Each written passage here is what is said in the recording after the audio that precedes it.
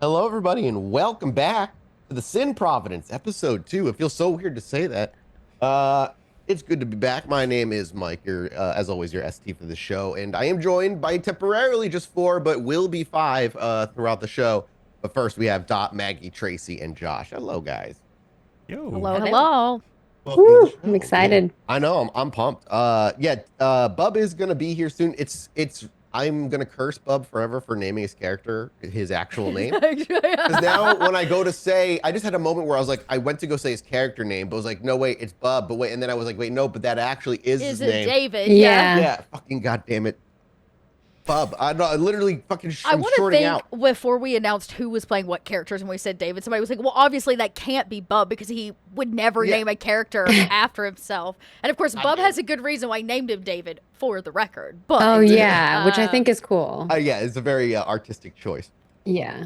but you also know. fuck him. But yeah. Oh, boy. God damn it. Yeah, welcome back to the show. We're excited to get going here, obviously. Before we get going, the usual stuff up the front. If you guys missed last episode and you're not subscribed to the Twitch channel, head over to youtube.com/podbynight, where you'll be seeing all those videos go up as after the show is done here on Twitch in a few days. And if you want to watch it immediately, just subbing here on Twitch, you can. Also, just a heads up, everybody, Twitch has this new thing that they are enforcing kind of across the board, and I want to make sure everybody knows. They're maximizing the amount of VODs you can keep up to 100 hours. And we do 4-hour shows every week. So In fact, oh God, Josh and I have worked to delete over 400 hours of content to be able to hold sweet on to Jesus. things. So I am still going through to assure we haven't lost anything because it's a massive purge basically. So everything has been archived between Roll For It and our YouTube or our hard drive, I'm pretty sure, but we're still going through things, which is why videos are kind of slow rolling out. But you did get episode 1 to YouTube last week of The Sin Providence because Twitch, in light of its storage problem, does allow me to directly export to YouTube. So there is some faster options now for us to use. Yeah, It's Bentham annoying. went and grabbed everything and put everything on a drive for us. Clips It's a do lot. not count. They do not count clips towards your storage. yeah, that's Interesting. So the more It's y'all just strange. clip, Yeah, here we Just go. clip We every every second. 30 seconds to a 30 minute seconds. for a 4-hour show, please. But yeah, the Oh more you my clip, God. the less we lose, basically. And I do want to say, like, So- just if we do lose something, like I've also already heard stories from my friends who have like it's just like, gotten under 100 and they still deleted shit on them. So if things vanish into the ether, like we're doing our damnedest. we're doing our obviously fucking not. best, y'all. But yeah, I don't know if anybody, like, if you didn't know, yeah, Twitch is You putting a limit can now. clip after the VOD, but remember the VOD's only going to exist for 2 weeks. Yeah, do they delete the newest or the oldest? I don't know automatically? because so far we haven't, from what I can tell, we haven't had anything deleted. But obviously, the more we roll out TSP, the more SOS I'm gonna have to Yeah. pull from the show. So like, just Yeah, know, yeah. y'all, it's a weird transition time for anybody that's a streamer at the moment because of this. And I want to Yeah. think it just took place, right? Like April 24th or something like They Friday. extended the deadline to May. To May because people. Okay, yeah. So it was coming up. So it seems like they're having issues across the board. But just please be It's almost kind like- and patient with us. Well, and they've been getting a lot of people like Pushing back, freaked yeah. out, so they're probably reactively, you know. It's always weird that we came to rely on a system that's been there for I don't know, since the beginning. So Like- long. Y'all Like, have, yeah. Good lord. If I I, had- didn't know, I know server expenses are like I had to insanity, go but, back and pull our Sims games, the charity one and stuff that we did, because I don't think those made it to YouTube, but I had like highlighted Yanked them to Twitch. And so when we did our SOS Sims play, I went and pulled all that. So that's on our hard drive now too. So it was good. It was kind of a trip down memory lane and like was definitely a forced clean out of our hard drive or clean up of our hard drive. But yeah, as Mathews said, please be patient. If we lose something, honest to God, it's not our fault. Yeah, because I don't know how public it is if you're not a streamer. Like, I don't think Twitch really made a big stink about it otherwise. So, other than that, if you guys want to support us, obviously subbing here, like I said, is a great way to do it. Subbing to or following the channel and subbing to our YouTube channel, also huge. But if you want to kind of go above and beyond and really kind of really go and support us from the ground up, head over to patreon.com/podbynight. You can kind of get all kinds of bonus stuff there. Dot's kind of been putting out. We have lore sheets from the last show we did on SOS. Yeah, this is actually really cool. So I figured out a way. So for all of you that aren't Patreon supporters, you can still buy the lore sheets. You can Yeah, buy the Patreon PDF has, like, off you of can our buy a- Patreon. Yep. Yeah, you can buy like a one-time benefit kind of thing. So I which is basically cool. put them on for sale by PDF, so you can go support that way if that's better. If you want to pick certain characters, I'm thinking about doing like a bundle with all of them. If you're like really dead set on that, give me till next week. I've been nursing an injury also, but yeah, it's kind of Yeah. cool. They got some the preview things, of the art, characters, all Yep. kinds of stuff on Patreon. We've been for, dropping character in sheets, like Providence. you said, so yeah, it's good. Yeah. Is there anything else we want to cover before we jump in, or are we good to go? Y'all, I said I'm we excited. roll. Let's roll. All right, let's do it. All right, then, without further ado, let's set the scene. Go through puberty. Set the scene, rein things in, and see what our not yet coterie is up to. But I'm looking forward to say the day. I'm looking forward to the day when I can say those words. And as our scene comes in, as always, we start with silence and an utter void. Instead of hearing the sounds of the city streets of Boston, instead we hear what would be like a record player start. And as we hear the spinning of the record, we hear what we heard what we said we would have heard last week within Janet's home. 9 to 5 by none other. Old Dolly. Old Dolly Parton by none other than Dolly Parton herself. And as the song begins to spin up, our vision slowly fades in. Or rather, our vision snaps in. It wouldn't slowly fade in with this song. And as it snaps in, we're at ground level. As we see two, does Janet wear heels? She wears heels, does she not? Or no? Does she wear a flat top? Yeah. I mean, she's going to wear heels when she gets to that point in the day. But, like, you know, in the house, she'd still probably have on, like, nice, expensive slippers. I imagine, like, fluffy. you know, those like fluffy slippers that are like high heels. High heels, the 1950s I actually own house a pair. shoes. Yeah, I was going to say that's, and she probably has on her silk robe, you know. So yeah, so we see those two heeled feet step into frame as our vision is right at ground level. Now, where she spends her daylight hours, where she sleeps, is it a rugged room? Is it a hardwood floor? I imagine the whole house is done in hardwood, though she has an expensive rug under just the bed. So by the time she steps away from the bed in these like shoes that were waiting for her, there's clicking. Yeah, so we got that profile shot. We see the feet swing over and slip into the shoes. And just as she's standing up, our camera pulls back and swings around the front and gets a much larger, actual grander shot of the room itself. Janet already, we kind of, as the camera spins, Janet's already in the clothing that she would be wearing for that day, which is a new outfit every day, something similar every day. You know what? Okay, you have to understand. She's still a practical I know we're asking woman. a lot of questions, but I really love these first few sessions where I get to ask these little tiny questions and I kind of build this character in my mind. We do see her go to a pretty extravagant closet in terms of like size and organization. But she's not. She's a professional woman, so she dresses very professionally, and so there's probably a slew of different kinds of suit jackets that could be paired with certain kinds of dresses, but nothing extravagant. You're not no leather, no lace, no feathers, right? Maybe the occasional sequin, but only on the right cocktail dress or the right. Does she have a black preferred tie. color? What a great question, Mathews. She does. When she needs to do like business, her preferred color is actually like a burgundy red, like a deep red, almost like this curtain actually. That is her preference of color. But if she is just day to day, she's going to be in a lot more neutral tones. So, So is today a neutral tone day? That's a great question. As she slings open the closet door and she steps in and tries to decide, she probably runs her fingers down the perfectly color organized like closet, and she pulls out a perfectly clean blazer. Why not? Today she's feeling very red. She has business to do. So as along with the song, with the beats of the song, we see, hard cut to the closet as we hear the clothing getting separated before where the light beams in as we realize we're behind the dresses itself. And we see Janet grab the outfit that she wants for the day. And as it pulls out and our vision fades with it, next it fades in, she's already in the outfit. And we get a good look at your room. We're right at the front door where we kind of look straight in. We see the You sleep in an actual bed, I'm assuming then. And this is a sunless room. Yeah. What kind of rug? Is it like a plain rug? Is it an artistic rug underneath the Oh, bed? this What is kind of probably rug like an is- expensive, Turkish, or like some kind of like hand woven, expensive rug in the middle of the room that's supposed to probably accent the other gaudy things that are in here. Remember that you're talking. Okay, yeah. This is We talked about it a little bit Italian last week. mobster, right? Yeah. Oh yeah. She was the one that was actually running things behind the scenes in the first place, and her control and her I would say power over her own life is kind of present, I imagine, in every bit of how her house is organized. Everything in its place where it belongs, not quite to a level of OCD, but there is a meticulous every day you make sure certain things are in their place by habit.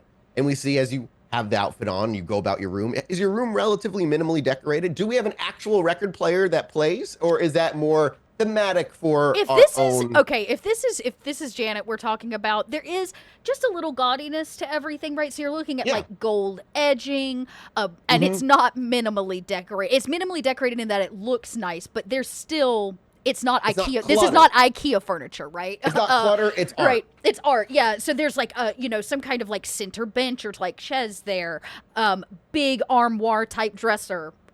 Shoes on the wall. She's probably got a really exorbitant like vanity set that matches it all. You're talking 4 bedposts with kind of like maybe a really awful canopy of some kind, like heavily draped canopy. Like it's just a little extra.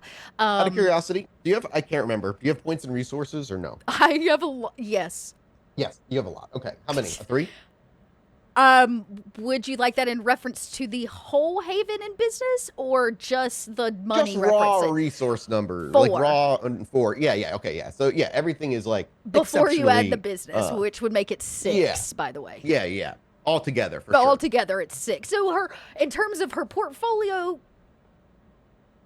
Yeah, it's all. But the tie is all criminal. yeah, exactly. So Right.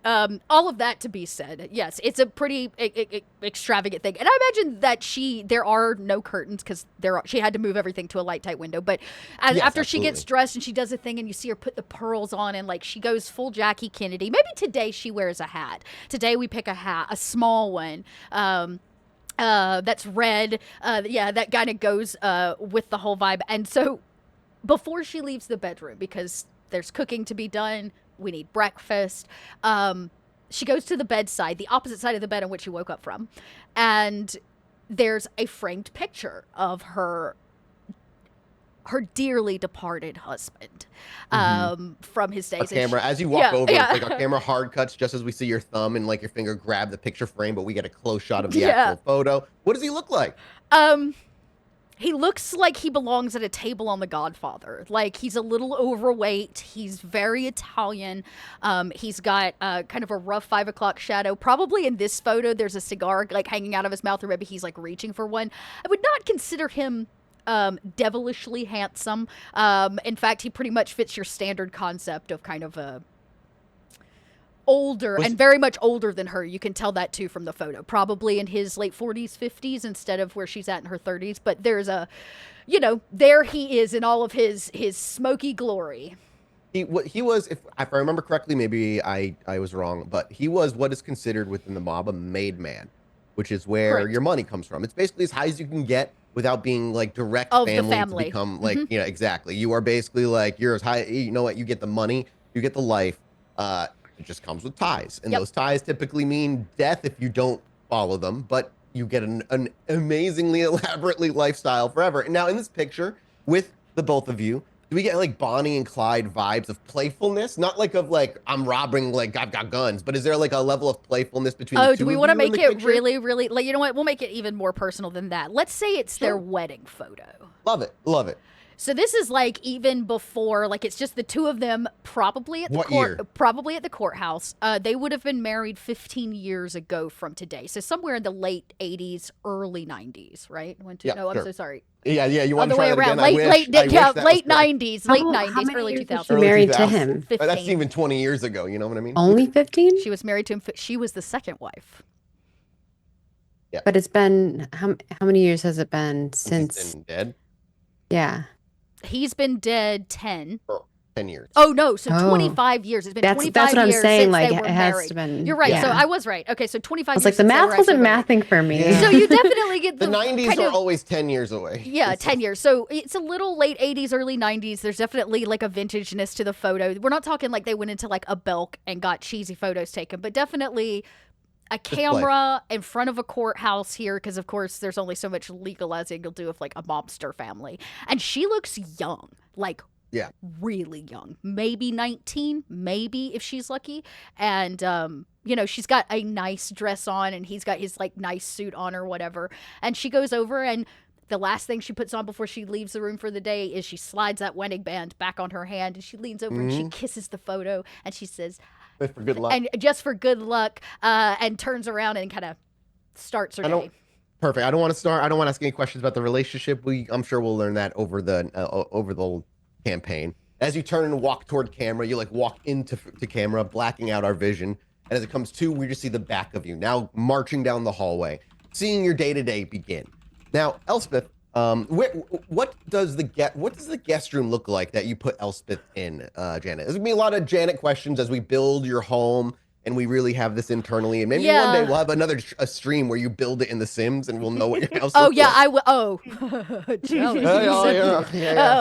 I'd Feels say good to be at the beginning of a campaign. I just gotta say. Okay, so she's gonna ask Elspeth, like, how light tight would you want your room? Because we can go full light tight. The only other space in the house that probably would be, or You probably have two options given the size of the place. all the rooms though probably have like light tight curtaining, like floor to ceiling, like big heavy. So it's not like you're gonna roast to death on the sofa. You know what I mean?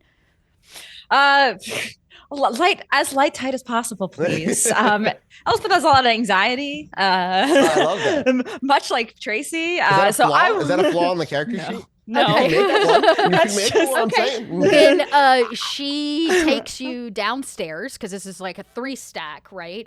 And the bottom level is mostly the store, but then what we would consider a garage or some kind of like basement style.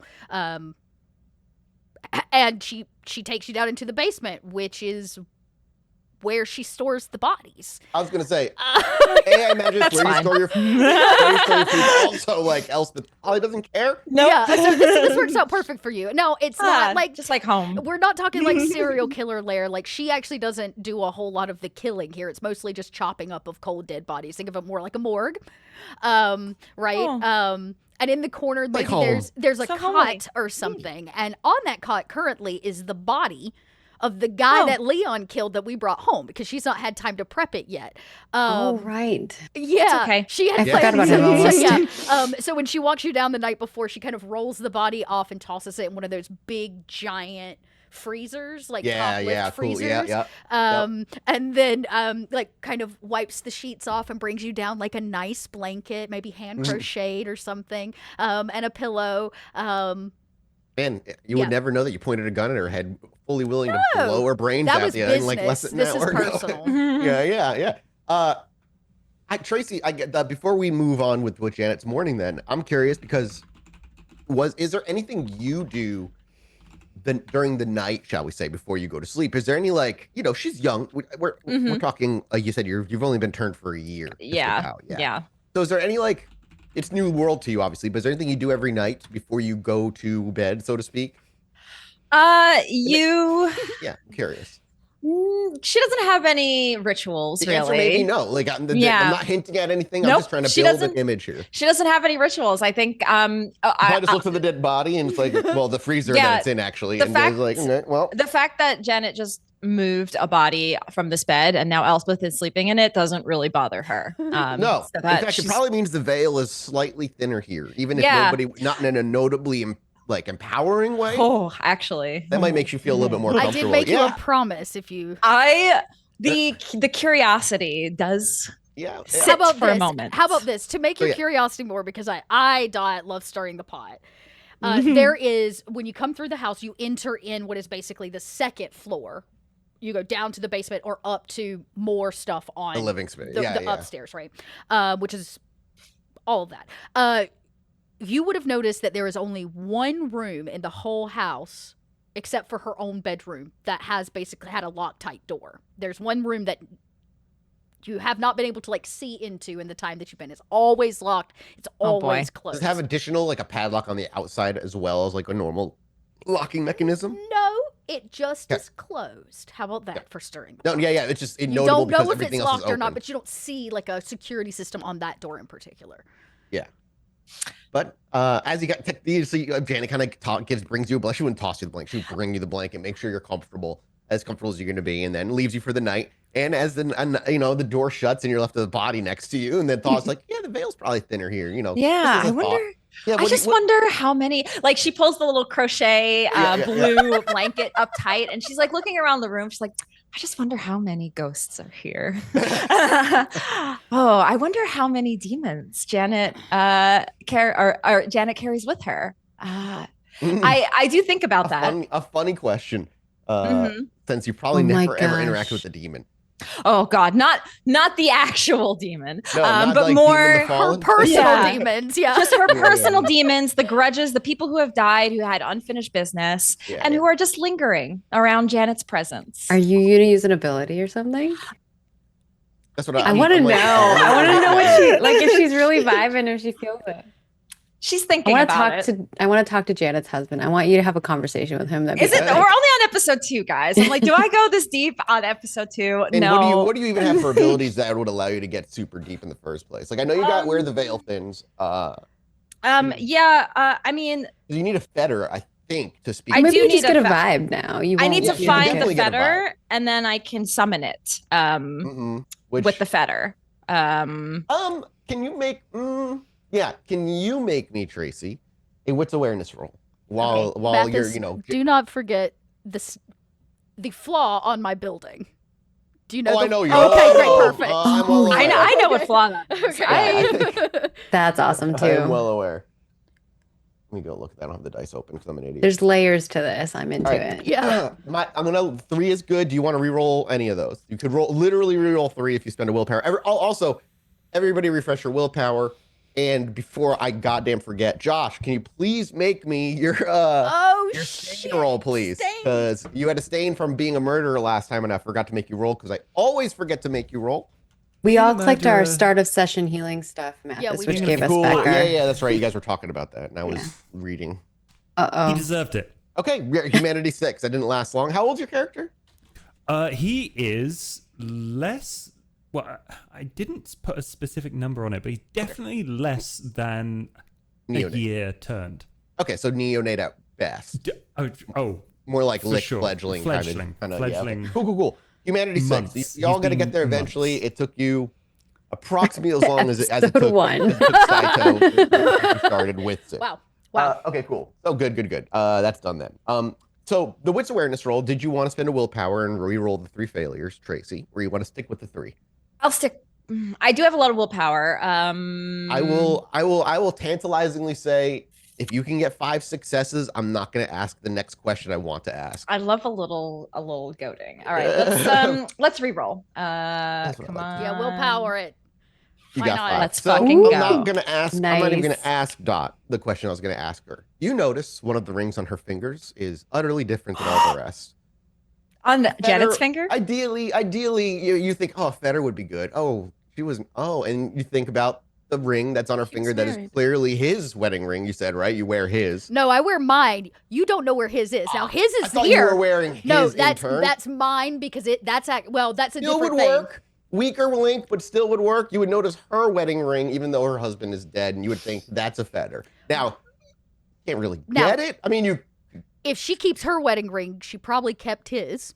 Yeah, but you're not. When I'm not wearing it, okay. so I thought you were wearing it as like a sign of like. Nope, I wear my wedding band as an actual touchstone. Perfect. No, yeah, I got you. So either one, regardless of work, the thought would probably cross your mind. However, getting that ring requires sneaking, finding where Janet's sleeping, sneaking in, stealing without getting caught, going back down to the basement, doing your whole shebang, bringing it back up, not getting caught, going back downstairs. Like, there's a whole lot you could do, but it's not impossible. I mean, Jenna will sleep like a baby in torpor through it, but it's up to you to. That's true, because you would have to, because Kindred can push through torpor during the day at the cost of willpower damage, I believe, until you become exhausted. Yes. So you could actually do that, and the only ones in the house who would be awake or who could wake up would be the twins. Yeah, One of the and twins. one's always up, right? Like there's never, so you'd have to sneak by one of them. If that's something, like I don't know, Elspeth. I don't know. Is she a little mischievous rat, or is she? She is. However, we did have an agreement. Janet did agree with all of the pain that we just went through with this creature that we encountered, that she would allow me to investigate her house. So unless she's keeping something from me, I may do that down the line. So for now, yeah, you don't have to do that. But for now, I just keep that thought in my mind. Check where the veil thins to see if it's thinner here. It's a free power, isn't it? It is, and I would like to just. And I just ask, yeah. It is a rouse check. Oh, it is a rouse check. Well, you don't have to then. Yeah, it's a level 2 apparently. Oh, my bad. Why did I think that was a level 1? What's your level 1? My level 1 is binding fetter. Okay. Listen, new clans. I got to get used to these powers. And summon asking spirit. fucking Tracy if she's telling the entire room. I'm hyped though. To, kill Hakata's themselves or cool. something. Yes. Yeah, Hakata is so cool, dude.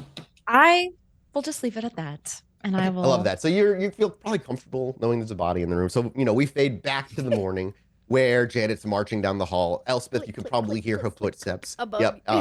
We're up above you. You go through the morning. You switch out the twins like watch, I imagine, or yeah. I whatever switch you do out with the them in twins morning. watch. I go downstairs. I make sure the store is all locked up, and then we start cooking. Oh, everybody rouse check for the morning. Oh crap! This actually. Yep. No, we skip the morning routine and go straight to the eating part. In fact, Elspeth, I probably, if you're not awake, I wake you because I have to come down and get pieces of the fresh body. Yeah, I mean you're up. I mean most of Kindred kind of wake up at the same time for the most part. So yeah, you rouse and you hear her footsteps before the door opens, but you can see her approaching, and the door swings open as she marches down, like you said, with purpose, clacking of the heels down the stairs. Oh, Janet, I mean, just to refresh, your memories, because we're not kindred with the level of power that we once were. Level 4, a 4 hunger is very difficult to keep focused. You kind of can keep your focus, but like pleasantries and stuff might be some of the first things that slip as you're really focused on eating, because if you don't eat, you're going to lose your mind. So does Janet like give a polite wave as opposed to a normal hello? No. Or now she just walks right by? No, I'm in my castle. So I just like click in, I flip the like fluorescent light on. Yeah. And you can hear it go as it kind of comes on. And God! If I was a ministry, I would hate this. I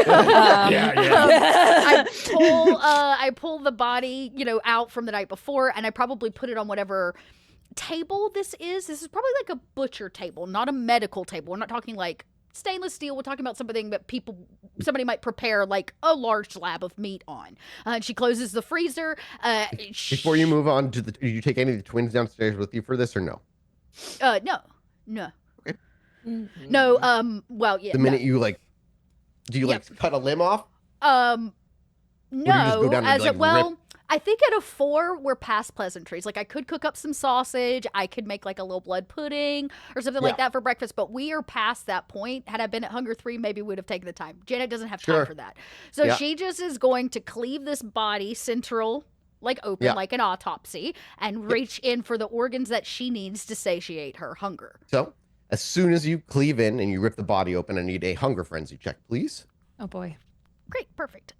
I just got dressed. Exactly. I just got dressed. You need a bib.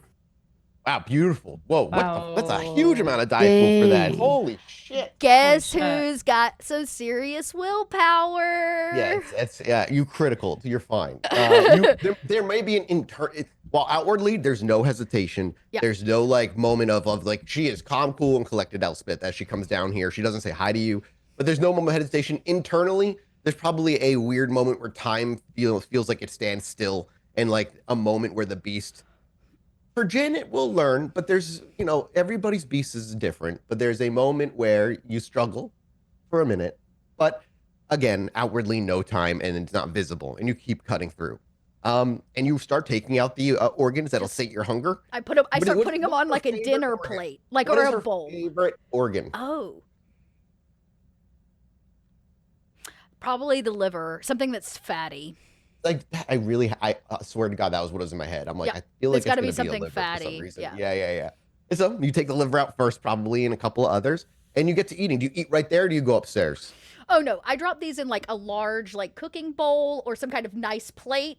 Like plated Sure. all of the organs. I'll clean my hands down here in the sink. Elspeth, I still have not spoken to you unless you've spoken to me. And then I leave with a plate of what I need. As she walks out and the door shuts behind her, you actually hear her footsteps, but maybe after about 5 or 6 steps, she continues, and this doesn't even stop her as she walks off. The door slams shut. After a few brief moments, it opens and slams shut, opens and slams shut, opens and slams shut 3 times. Okay. Elspeth just blinks a few times and waits a few minutes, and then we'll go upstairs. Yes. You eat your food. You are gonna, I imagine you take down to 3. You take 3 hunger down, so you go down to 1. Yeah, because I ate all 3. So you come you up won't and be able to use him anymore. That body is completely he's basically used just up. the body now. Yeah. So now we'll use him for other things, but just not feeding me. Yeah, well your done, master, Leon. your sire could use the body for sure for a lot of things there, Elspeth. Yes. That Regardless, being said, yeah. after you've eaten quite a bit and you've gained your composure, you can hear Elspeth's footsteps approaching before she walks like up to dabbing assume my like a little mouth. dining room. I like a steak on a plate. I'm like cutting through, and What song is playing in the background now? probably something like what's that old song? You don't own me. I'm not just one of your many toys. And you know what? You asked this. It doesn't play off a record player. I believe that she's purchased like an old school jukebox. She's got the money to own the jukebox that plays it. And so it's just running through these like diner style love tunes. Yep, love it. As you walk into that song, you see her dabbing the corners of her mouth, and Elspeth walks in. Good evening. Yes, good evening. I see you slept in, she kind of says as she's finishing like eating. Is it a dining room you're eating in? Yo, for sure. How big is the dining table? How many can fit there? Oh, it's big. This is an Italian family dining table. We sit at least 8 to 10. It's probably an antique then, and it's like a big ass table. It's big. Are you on like the end of it? Yeah, of course. At the head of the table. Yeah, absolutely. Yeah. And it's like a bigger chair than the other. And she's like, she's like, have a seat. Can I get you something for breakfast? Are you hungry? No, my appetite is quite fine. Thank you. That was the first time I've seen that in action. You know, you always get the bodies, but I didn't really know. Surprise! Yeah. You've probably heard of, because of just what you deal with in particular, Elspeth, of kindred who need to eat bodies occasionally. I mean, your sire and what you guys dabble in, you deal with the fringe stuff quite often. So while you may not have seen it, it may not, like what a lot of other kindred might cause them surprise to like see in action. You know, more of a curiosity for you. I have these distant cousins who eat flesh. We don't talk about them very much. You may not know what they are, Janet. You know, there are so many different clans out there that have like long kind of like gone into obscurity. I mean, hell, Betty is one of them in a way. Go ahead and make me. You can make me a wits occult roll, Janet, to see if you know what she's referencing. Okay. Or an intelligence occult roll, rather. Okay, I'll make it. That's better. I mean, it's not your specialty. I don't expect you to like roll this. I don't know how much. Nice, that's as much as I'm gonna get. Yeah, it's exactly. Unless you could have rolled another 3, but you're like, it could have. No, you don't know it off the top of your head, but it also doesn't surprise you that there are other weirder bloodlines out there that can do that kind of thing. Are you trying to say something? No, it's just this is like I've heard things about people who, eat people because of my cousins, but I didn't know. You don't have to whisper it. It's not really a secret. Oh. Not so you're here proud about it. Well, I wouldn't call it proud. I have to eat people's organs. I am contented with my lot in life. Well, if it makes you happy, then I don't judge. Does drinking the blood of kine make you happy? It does, it does something. I don't know if happy's the word, but Well, it's basically just the same. I just can't. I can't drink their blood. I mean, I can. I just, it's not as effective. That body that you just, took the organs out of. Do you have any? Do you have any plans for it? You mean the leftovers? Yes. Well, usually I bag them. Why don't you have a seat, Elspeth? Clearly you've got some questions about my day-to-day activity and how I sort through my business. Let me see if I can clear it up for you. Elspeth sits down. She's taking this huge table for 8. A couple down, like she's at the head. Maybe she's like 2 or 3 seats down. You do whatever it is you and your manager do in your little shop, and then when you bring me the leftovers, I repurpose them. I eat the organs, and then. But she kind of looks around, because I imagine just through like an archways, maybe the kitchen, this like huge, nice marble-topped kitchen. Everything, and I mean almost everything that I cook in that kitchen is made from the leftover body parts, down to the bones I grind to make Jell-O. Wow. That's resourceful. You have purpose for all of it? All of it. I see. Out of curiosity, do you two know the origin of your relationship? Obviously, I know your relationship and how you know each other, but do you know why you know each other? And if the answer is no, I think that we talked about this. It was my sire. Yep. Knew her sire. Yep. Okay. And because of my strange situation and needs. Yep. Hooked me up with a food source. Mm-hmm. And as Elspeth was turned, you probably dealt with her sire longer and more directly until Elspeth came along, and then once the trust was there with Elspeth, she put you in contact with her and was like, you're going to deal with her now. There's probably a conversation and a deal talked with Janet and your sire. Mm-hmm. But we can worry about the details of that another time. I just want to. I'm just curious the history that builds the context between this conversation, kind of this non-conventional. So you really didn't know like why you was bringing me bodies? I don't ask those kinds of questions. I just, do what the client asks. And that's what you asked for. Yeah. I mean, that's just good business. But I guess since we've been making more personal deals to, sort out last night's issue, you deserve to, know the truth or whatever, just in case your conscience needs to be cleared. Yeah. Can we talk about last night, actually? Which part? The part where we broke the masquerade, the part where I put a gun to your head, the part where the statue man with wings went down into the sewers to find his weird homeless daddy. Yeah, basically all of that. I was asked to get whatever was in that crate. Mm-hmm. That was like our thing that we were supposed to get, and now I don't have it. So how am I supposed to go back to my home empty-handed? You don't. I'm going to be in big trouble. He's going to come back. Don't worry about it. He's going to come back. That guy didn't seem like he was ready to give him up. Trust me. David will come back. As for the guy in the sewers, I got an idea. That was not normal. Okay, I know maybe you've only been around like just a smidgen, and you do the Salem thing, not the Boston thing. But I'm gonna be really honest with you, darling. That was weird. Weird on like a not necessarily potentially even a kindred level. You know what I'm saying? So either whatever your manager is dealing in, or whoever's running these deliveries through the docks, may not just be dealing in, say, kindred level politics. What does that mean? I don't know. I don't have all the answers. I just ask the questions and find solutions, okay? So we're going to take some time. We're going to do some digging. Yeah? Okay. Look, if there's one thing Janet's got other than an endless supply of space in my stomach for a really, really evil guy's liver, I have connections. I grew up on the south side, right? Not too far, in fact, from where your friend found his little hidey hole. So I'm thinking I call on some old contacts. I hit the streets. We let the mob do what it does and hunt this guy down, figure out who he is.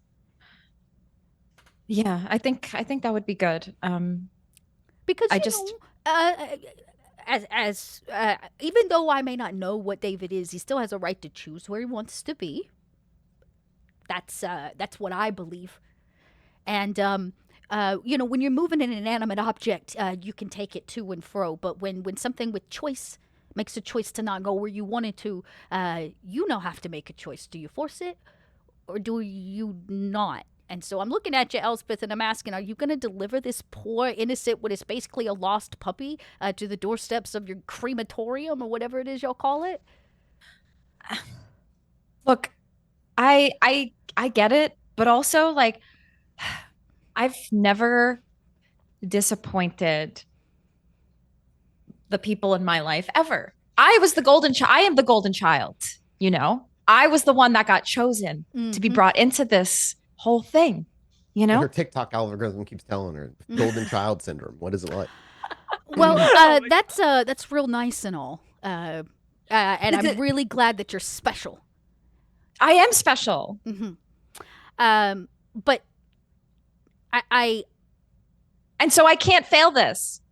Honey. So we need to get the failure. I just imagine in Janet's mind, she's like, the amount of people she's heard say, I am special, who are now dead, are like limitless, especially in the mob. Also, don't forget, on that box where he came from had that particular symbol branded on it. Oh, don't I know it, but that might be a higher up conversation. Okay, so I think what I'm trying to say is that as the golden child, oftentimes it's really good to learn a lesson, and we only learn through failure, kid. But what if the failure means you have to walk into the sun or something? Oh my God, is that what they told you? I don't know, but I don't know. Listen, I know we talked about your sire, but is your sire somebody that would do that, you think? I don't know. Or did you hear it from like she's scared? Yeah, Elspeth is just scared. This is her first time not. I feel like I'm the golden child. I am special. She'll make me kill myself. Okay. I see where the disconnect is here. I have anxiety. Okay. And TikTok keeps telling me. Okay. Look, Elspeth, kid. God, am I Gen Z? Am I? Yes. You're... I know. I'm sorry. Fuck. I don't mean to paint you with this. Oh no. You just said I am special, and I know. I made a Gen Z. And Janet's like, girl. Yeah, Janet's from a different time. Well, you know what? That's okay. All of that's okay. And I know failure is so scary. But I promise you, when you fail and you have to pick your ass back up off of the ground, bleeding and roughed up and facing inevitable odds, you're going to come out the other side better. And I think what I'm trying to tell you is it would do you some good to break a couple rules. Do you think that I got where I got because I followed rules? That because somebody told me I was supposed to do something a specific way? If that was the case, I'd still be selling my body on Southside. Okay. I guess we can break some rules then. See? Doesn't that feel good? That feels better. Take a deep breath, even though you don't need to. Okay. And as you do so, it's just a weird reminder. Again, you're still young. You don't even feel it. Like, you do the breath, it's almost a reflex, but you can't even feel your lungs really fill. It's not satisfying in any way. It is just it's like moving your arm up and down. Like, that's how it feels. Not really satisfying. It just kind of is a reflex. Now that we've calmed down, I'm going to reassure you. It's very doubtful that anybody's going to ask you to walk out into the sun. That's like, telling the freshmen to go find a left-handed hammer. Huh? They didn't do that to you in school? Okay. No, or like, to go find the pool on the roof. I went to a private school and Ivy League. Oh my God. Of course you did. You know what? I got just the person. I got just the person to convince you that, breaking the, come here. I snap for whichever one of the twins is up. I don't really care. Come here. Yeah. One of them quickly kind of walks over to you. This right here, my strapping stepson. He was Ivy League, weren't you? Oh. You look like he's about to nod or do anything, but I imagine you just cut him off. Yeah, I just keep talking, weren't you? Mm-hmm. And he was what you would call a rules follower. He too was top of his class with his brother, played all of the sports, never disappointed anybody, did you boys? No, because they took all of, the stuff nobody else saw out on dear old Janet. And you know what I realized that they needed? You know what you needed, son? And they don't talk, so she just is like watching. He needed to fail, didn't you? You needed to not be top of your class anymore. You needed to find something humble about your experience and presence in this universe. See? And now they're both better off for it, aren't you, boys? I see. Don't be afraid of failure. Probably went from encouraging pep talk to creepy real quick. Yeah, no, I was like, Yeah. if I, I might get my tongue cut out or whatever. Yeah. That's I don't, but does Okay. that happen every? Yeah, it's a good job. Okay, you can go back and Janet, walks off. you see him walk off, and as he leaves, he goes and stands next to the door, the closed door, the only closed door. And Janet gets up and starts washing dishes because we got to clean up after breakfast. I'll help. And as you help, our vision can fade away for a bit. And as it fades back in, we rewind the first hour. And instead, we find ourselves outside of the internet cafe, we'll call Leon's home, I guess. Now, did Betty know you wanted to speak with her today? I feel like that conversation did happen, but I can't really. It's been a week. Yeah, I think. You can't go find Betty, but if Betty knew you wanted to have a conversation, she would know. She knows where you are. I could try, but it wouldn't work. No, we left from the same place, so I don't think it would have been too hard to let her know. We left off wanted with to- Leon going to try to find Betty. Like That's right. after okay. after the lady went and took the car. All right. Well, I imagine then, Betty, because you know the night is would be kind of. I mean, getting Betty late. didn't go that far. She's No. pushing a little shopping cart. She's not trying to like let anybody see that she's injured. Basically, would Betty show up at his front door because she knows where he is? He doesn't know how to find you. Even if you're not far, he wouldn't know where to look because you don't have a home. The thing with Betty is every night there is a new home, and that keeps you very slippery for any If he wasn't kindred able to the find me world. that night, then or that We'll move to morning-ish, the next then the night. next day, Betty can show up.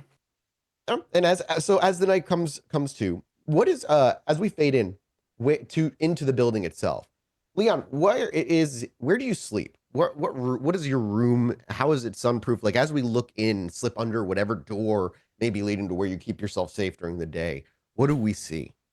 You see that same internal, no windows computer office. He is, in fact, as he wakes up, his boots are on his desk. Like there's stuff loading and scrolling on his computer. We can He's hear just the kind of, whirring like, of a in fan that his- works too hard on your PC because another one of the fans is long dead. And we can hear the humming of it as it's kind of, in the background. Probably the white noise that helps you, not that helps you sleep because you don't need help sleeping, you go into torpor, but before you were turned, probably something that was your white noise. So yeah, we hear that. Continue. Sorry, we hear the screen going. He needs that noise, and I think he just kind of jolts awake in his computer chair, like lazily swings his boots off the table and starts to collect a few things and check on like some of the searches that he's been doing like while it was daytime, and a few of the things that he's collected over the last night. It's like the opposite side of the coin from Janet, where Janet is much more rigid, almost ritualistic in the way she gets going. You'll jolt awake and kind of just pick up where you left off as best you can. He's still in the exact same clothes. Yeah, absolutely. And it makes sense because the clothes don't get dirty. You're a corpse. You don't get dirty. You don't like the clothes get dirty if you like fucking get into a fight and roll around in mud, but your own body doesn't create Well, I like did a do stench. that. So- Yeah, that's true. That's true. So it is a little bit nasty from yesterday. And I imagine you don't even get very far because Betty knows where you live. She probably found a place really close to just spend the day. So within maybe 5 to 10 minutes of you kind of jolting awake, the door of the place would swing open. Betty, would you push your shopping cart into the internet cafe? Or would Yes. you leave it at? Okay, fantastic. And I imagine Squeaky wheel and all.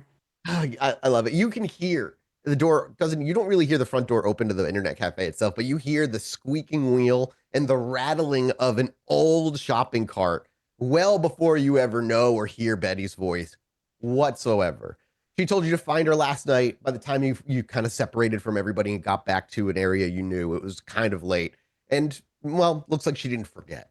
And as Betty wheels herself in, I imagine Betty looks the same too. She doesn't really have a change of clothes. No, Yeah, Betty's no. wearing the same thing. It'd be hilarious It if she had like a smells. different trash bag for her hair every day. Different, go black, white, orange. You never know.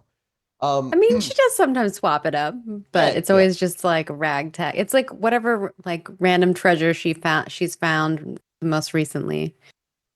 And as she rolls in, does Leon meet her out front, or do you like bring her to the back? Oh no.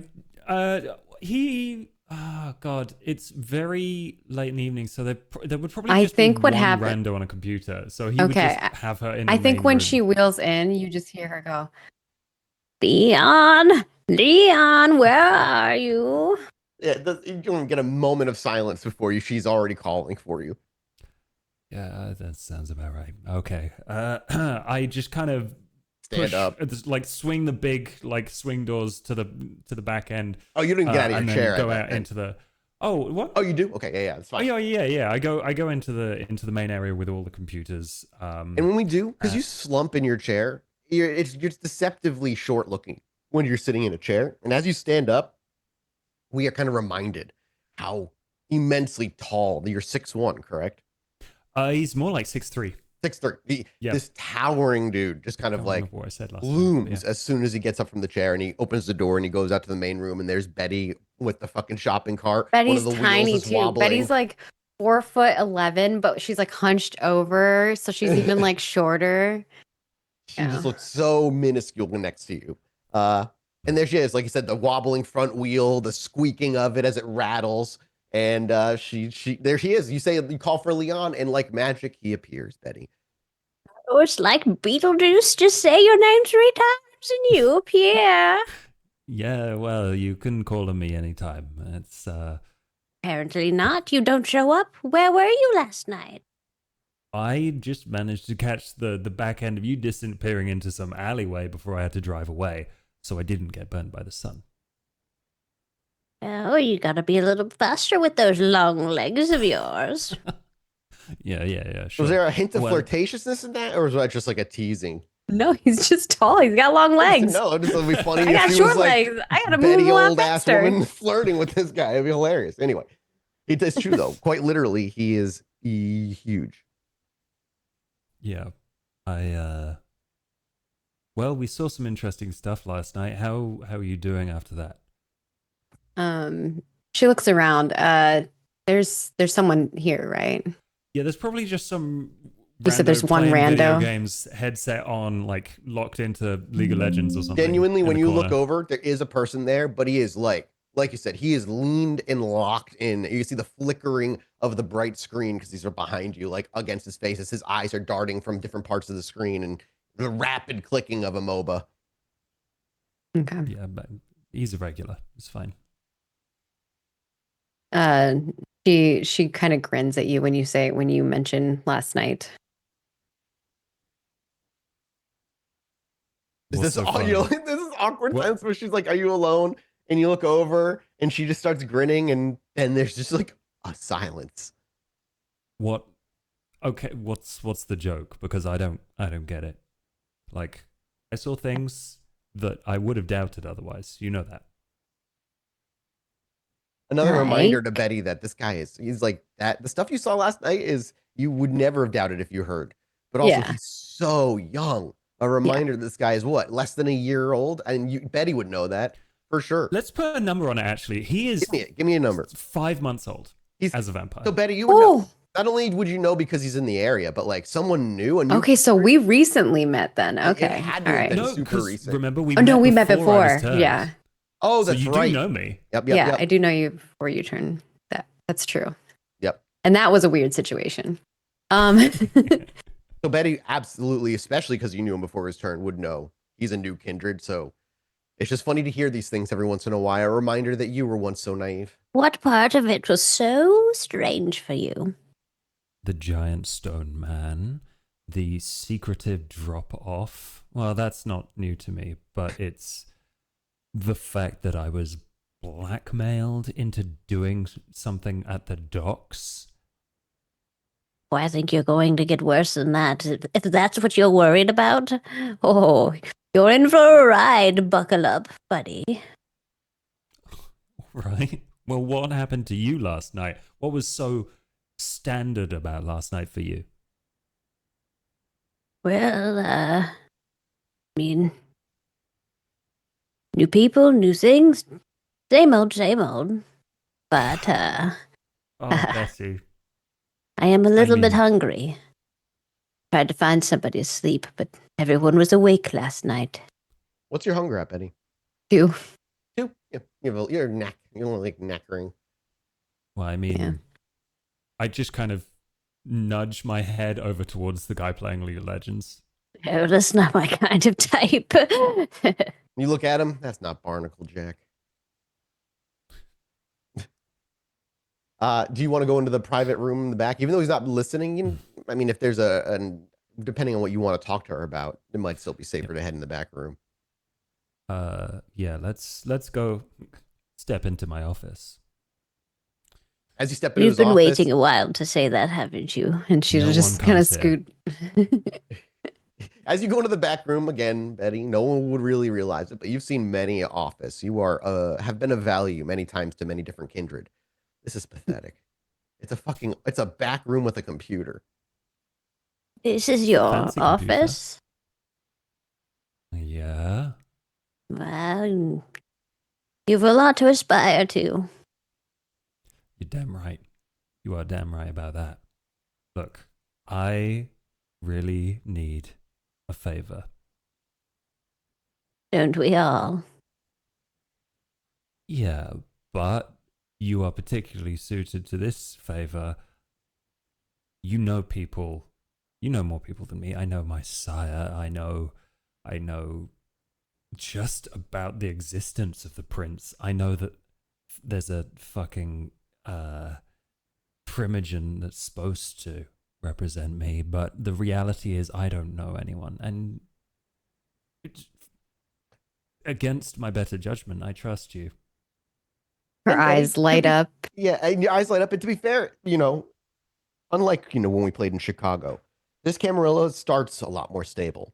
And you have definitely dealt with members of the Primogen, but never directly. Always through middlemen, multiple middlemen. You've done jobs for them, but you never know the exact motive.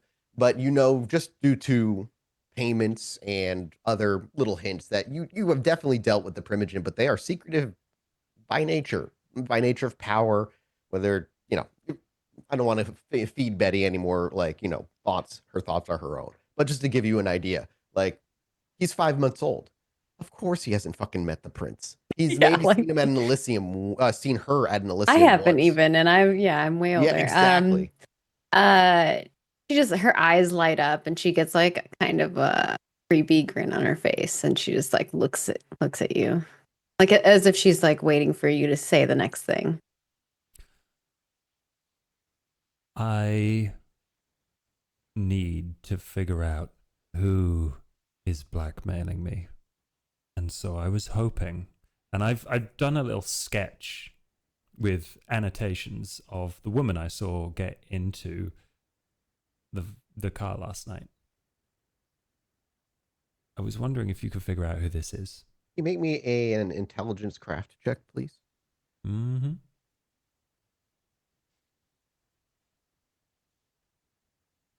See how good his artwork is.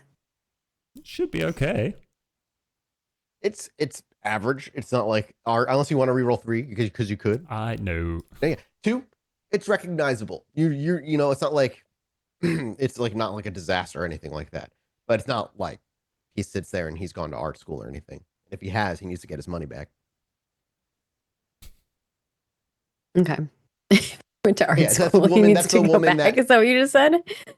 I said if he clear, like it's recognizable, it's clear he hasn't gone to art school, but if he has, he needs his money back. Okay. Do you did Do I Betty see recog- the woman get in the car too, or did Betty leave before that? She left, right? I left. Yeah. Okay, so yeah, this is the woman. The face he's drawn here is not one you No, you know what? Give me a wit streetwise, Betty. Streetwise. That Fine. actually, of all the kindred here in this game, Betty would be the one that may have seen her face. Unfortunate, but no, it doesn't look. The face doesn't look familiar.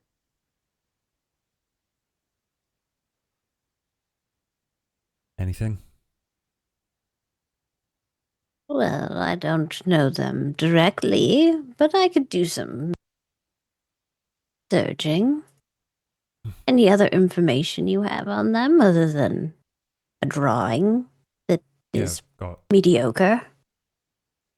I just realized I've got a license plate.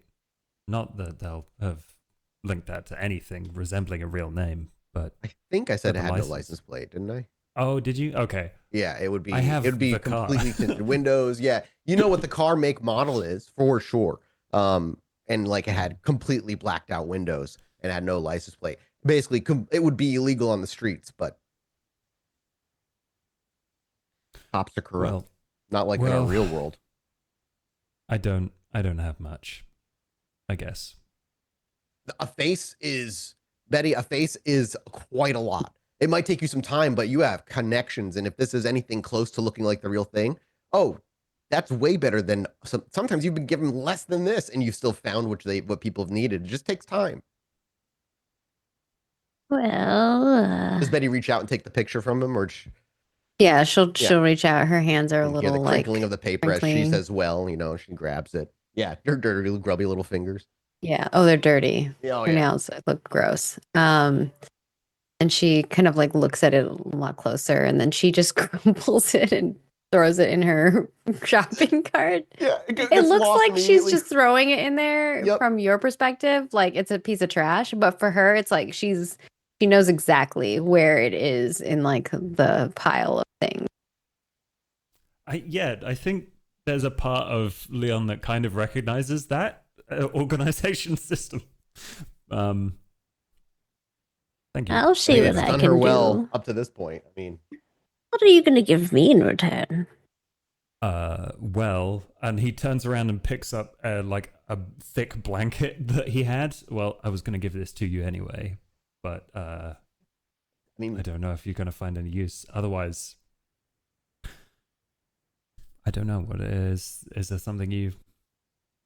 She's gonna like lean in, which is probably uncomfortable for you because she's not like close to your head. She's like, because she's so short, she's just like leaning very close to you. I stoop down. And she's just like, You do realize we are unalive, right? Last time I checked, I was not breathing. What would I have a use for a blanket? I don't know. What do all homeless people have a use for a blanket? This is not just any normal blanket. Like, this is going to protect you against the sun for a little bit. I don't know. I don't know where you sleep. In fact, that's the reason why I had to ask you to come here. But, I yeah, think we should keep it that way. that's fine. That's fine by me. I just know that, well, we can't really go So back if all to you the- have is a sketch of this woman, how do you know that she is the one who's blackmailing? I don't. This is a start. This is what we've got. But this thing has been bouncing around my mind for every second since it happened. And Well, I think then I need to do get tell rid me some more details. What did they say to you? Did they send you one of those magical messages through The space-time? Through the space-time, yeah. That's exactly how they sent me a magical message. That's the best part is you don't know if she's genuinely like doesn't know what a computer is or is putting on an act because they are both. It feels so earnest. Well, they sent me a message. I had to decrypt it. There was blackmail involved, and no, I'm not telling you what. Then how do you expect me to find more details about a person if I don't have all the information, dear Leon? You're not very good at this. Well, that's kind of the point of this exercise, is I need to learn quick, right? Then you what will I have learn to right say. now that in order for someone to find someone else, they have to have the information to help them investigate the person or person. In this case, you don't even know if they're the same. What if this is two different people? It could be, but they're clearly related. One asked for the box and the other picked it up. Ah, see, there's the information. Yes, Betty. I'm going to quickly show you the blackmail message. I'm going to load it up on my computer. Is there like any identifiable details aside, like in the encryption or like the way it was written? If you want to look into like the encryption stuff, that's going to take some time and a roll. If you look at like just the screen name or whatever, like no, not really. That's just like a throwaway. Yeah. Oh yeah, absolutely. Yeah. It was meant to be anonymous. Okay. Here's Betty. I don't know how she would react. It's interesting that because this is the first time. Is this the first time you've brought any kindred into your back rooms? Not that I doubt anybody ever comes to even come see you. So maybe it's technically the first time. I think the only other person that would have been here is my sire, and that was probably only once, maybe twice. Fair enough. Yeah, sire probably wouldn't have said anything. This is Betty, as he's like, here, can you look at this? I don't know how Betty would feel, but it's interesting that he's letting you see all this because this computer, the technology, is such a breach of the fucking masquerade, according to the Camarilla here in Boston. It's very anti-tech. You remember the Second Inquisition destroying the ShrekNet, technically is what it was called, but I don't know if your character would have known that. But like the reason there's such a clampdown in technology, especially out here in Boston, is because technology got a ton of kindred fucking killed not that long ago. He wouldn't know that because it was well beyond before his time, but you would. And I don't know if Betty cares or not. She doesn't have to care at all, but it's something that would be in Betty's mind that he's like, it shows again, he's young. Yeah, I think that the rebel in Betty loves this, but there is a sense of survival, that makes it so that she's a little standoffish with it. And she'll kind of scooch her way and like lean in to look at whatever it is that Leon's like showing her. And he leans in and he literally shows you like a forum board map, right? Like where was an email? Where'd you see it? Yeah, I think it was like a forum board post. There's like full of random useless letters that have to be it's decoded. like one of those where it's like you don't know what's just being made up and story. She rolled stupid high to find it, if I remember correctly. Yes, correct. But it was used code words he specifically would recognize. And you show it to her, and again, it's meaningless to you, Betty. Yeah, it's there, but you don't fuck with computers. I mean, you barely even fucked with them probably when computers were a little bit more allowed. So no, there's nothing there. And you don't know much about. Does Betty know? Do you have any points in technology at all? No. Yeah. Okay. So no, there's really nothing there for you. The picture of a face is way more valuable. Okay, so there's no information that I can. Not that you can look at and determine. Oh, that was useless. Right. You should be careful with this. She kind of like points at like the whole contraption of everything. Believe me, I know. Do you know? Do you really know? This is the one thing that I do know. Tell me. What do you know? I know that there are people out there that would take me, torture me, and string me out for the sun once they'd found everything useful out about me and everyone I knew. So Perfect. Glad we're both under the same understanding then. Just be careful with it. There's probably a reason that your sire turned you. She's looking at the. Well, if you fucking find out what that is, I would love to know. Well, I'm still wondering that about mine. Really? It's clearly because you're so charming. She grins and like a super big grin at that. Oh, you know how to flatter a lady. And she kind of will waddle her way back to her cart, pick up the clump of paper that he sketched the woman on, and then toss it back in the cart again and say, This will be helpful. I will see what I can do.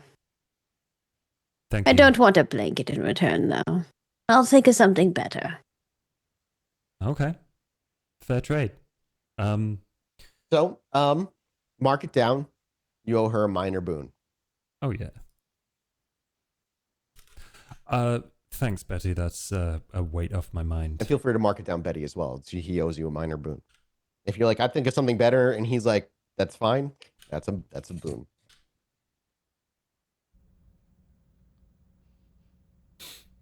Now that you have it down. Roger. Now there was. Did everybody agree to get back together and talk like after the night, or is it everybody's kind of separating out and just waiting? Janet has some things she's going to do to help maybe answer some of the questions, but she doesn't know that there are questions coming from the other side of the team. She did not plan a meetup. Okay, I just didn't know if there was a communication of like, hey, let's get back together because the night's young, or the night's almost done. I think Betty will mention to Leon though, as she's like taking her cart and trying to like wedge it out of the doorway of his office. She'll be like, The only thing that was interesting about last night was the young man we met. Yeah, I was going to ask you about that. Do you know where he went? You do realize we were in the car together, right?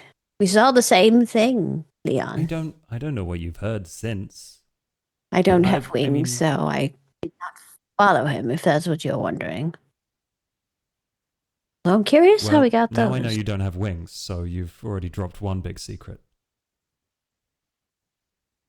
Got to be careful. Yeah. I can actually make myself have an illusion of wings, I think. You can? Yeah, I do. Now that I think about it. But she just hilarious. smiles. What a way to reveal you could do. You have like that. Just give yourself fake wings nonchalantly. So this is Betty roll her way out. Yeah.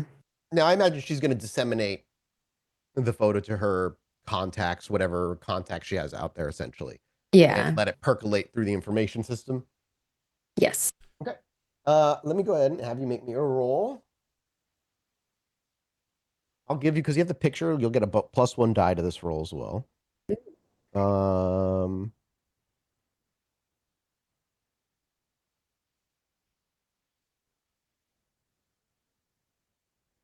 Yeah, well, we're going to do, obviously, wit streetwise. And +1 for bonus. And I'm just seeing if you had anything that specialty could add to it, but I'm not seeing anything really.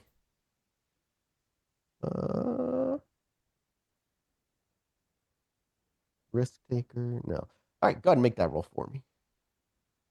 Yeah, I think the only thing is city secrets, but I don't think it applies to this. That's something specific about some specific somebody, which we'll get to eventually. 2, and you could re-roll one of those, but yeah, why not? Yeah, Why not? Let's do it. Hey, 3 successes. That's good. Yeah. All right. So you kind of let it out to your people, and it's going to take a couple of nights to come back, but with 3 successes, when it comes back, you'll have a good chunk of information about this individual. After you kind of set it into the world and leave from Leon, what do the both of you do? Are you planning just to kind of just go about your nights as they would normally be? Like, Leon, are you going to try and figure out encryption? Are you going to try and like do anything with that particular post, or just let me know what I don't want to put any words in your mouths, but I think that is part of the plan, but more important to him is he was actually going to ask Betty if he'd heard from Janet about that dude that they saw last night. So he's actually interested in checking in on Janet. Do you want Betty to go with you? Well, you know where she's at. Yeah.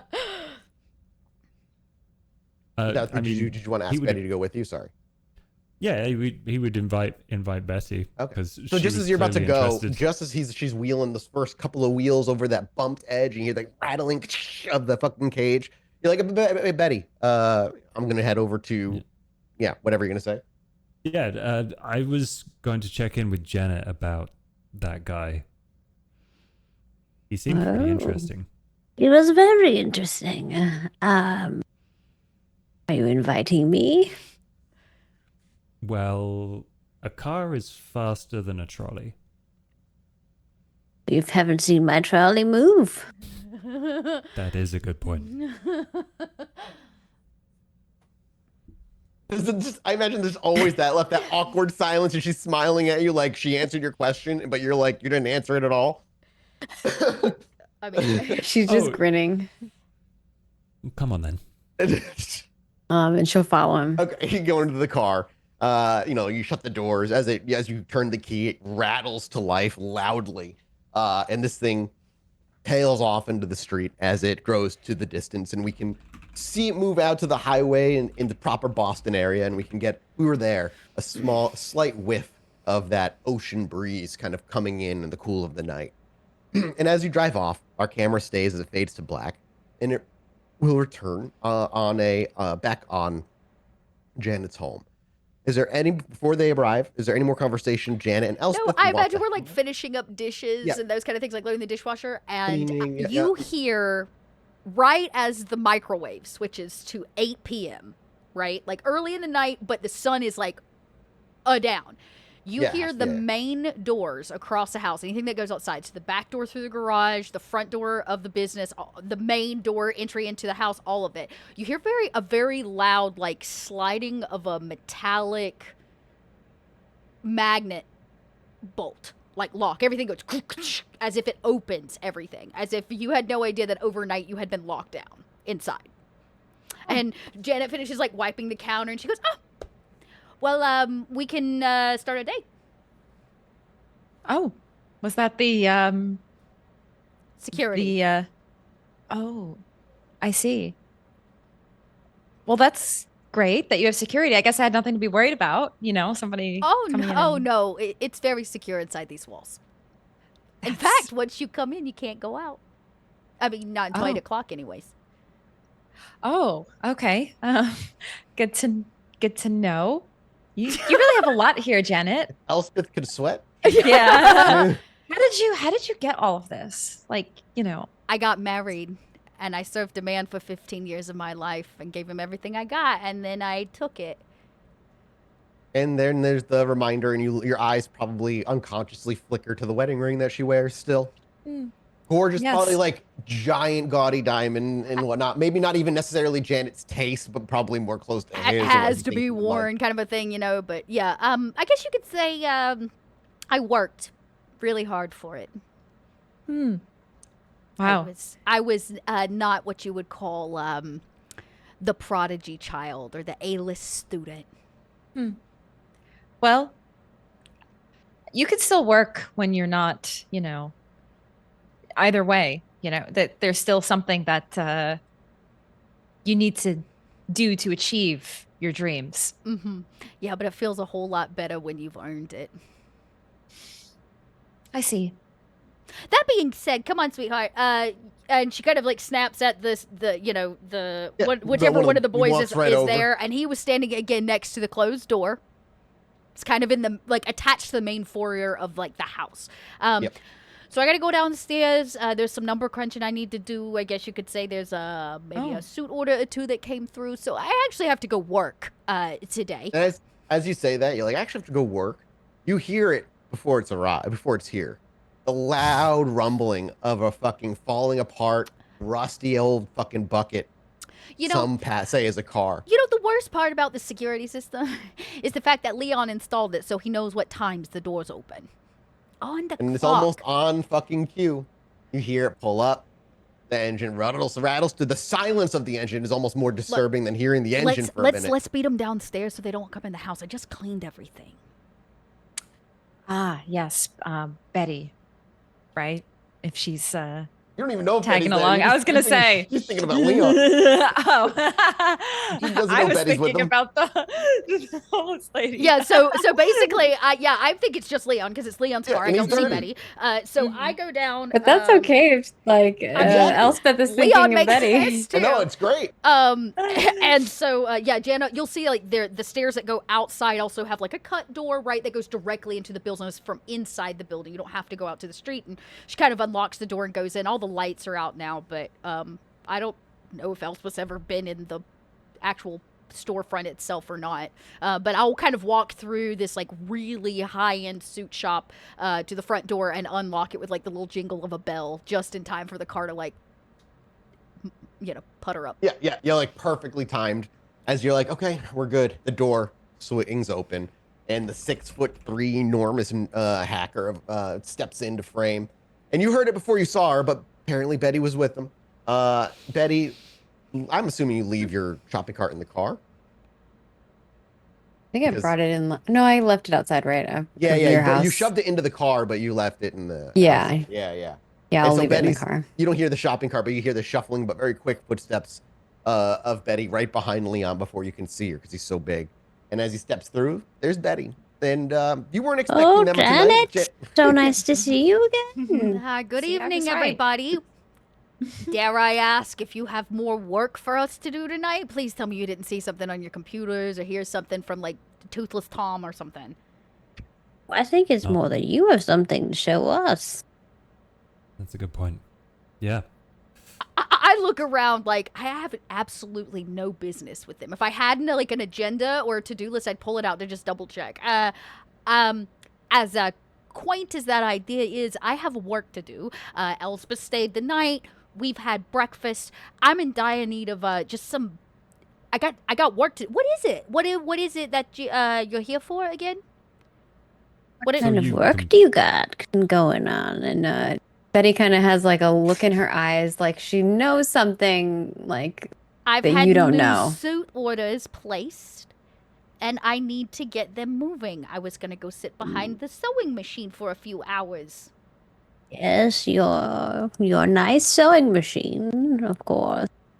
Yes, would you like to see it? There is legitimately a sewing machine that like suits are legitimately made at this Yeah. business establishment.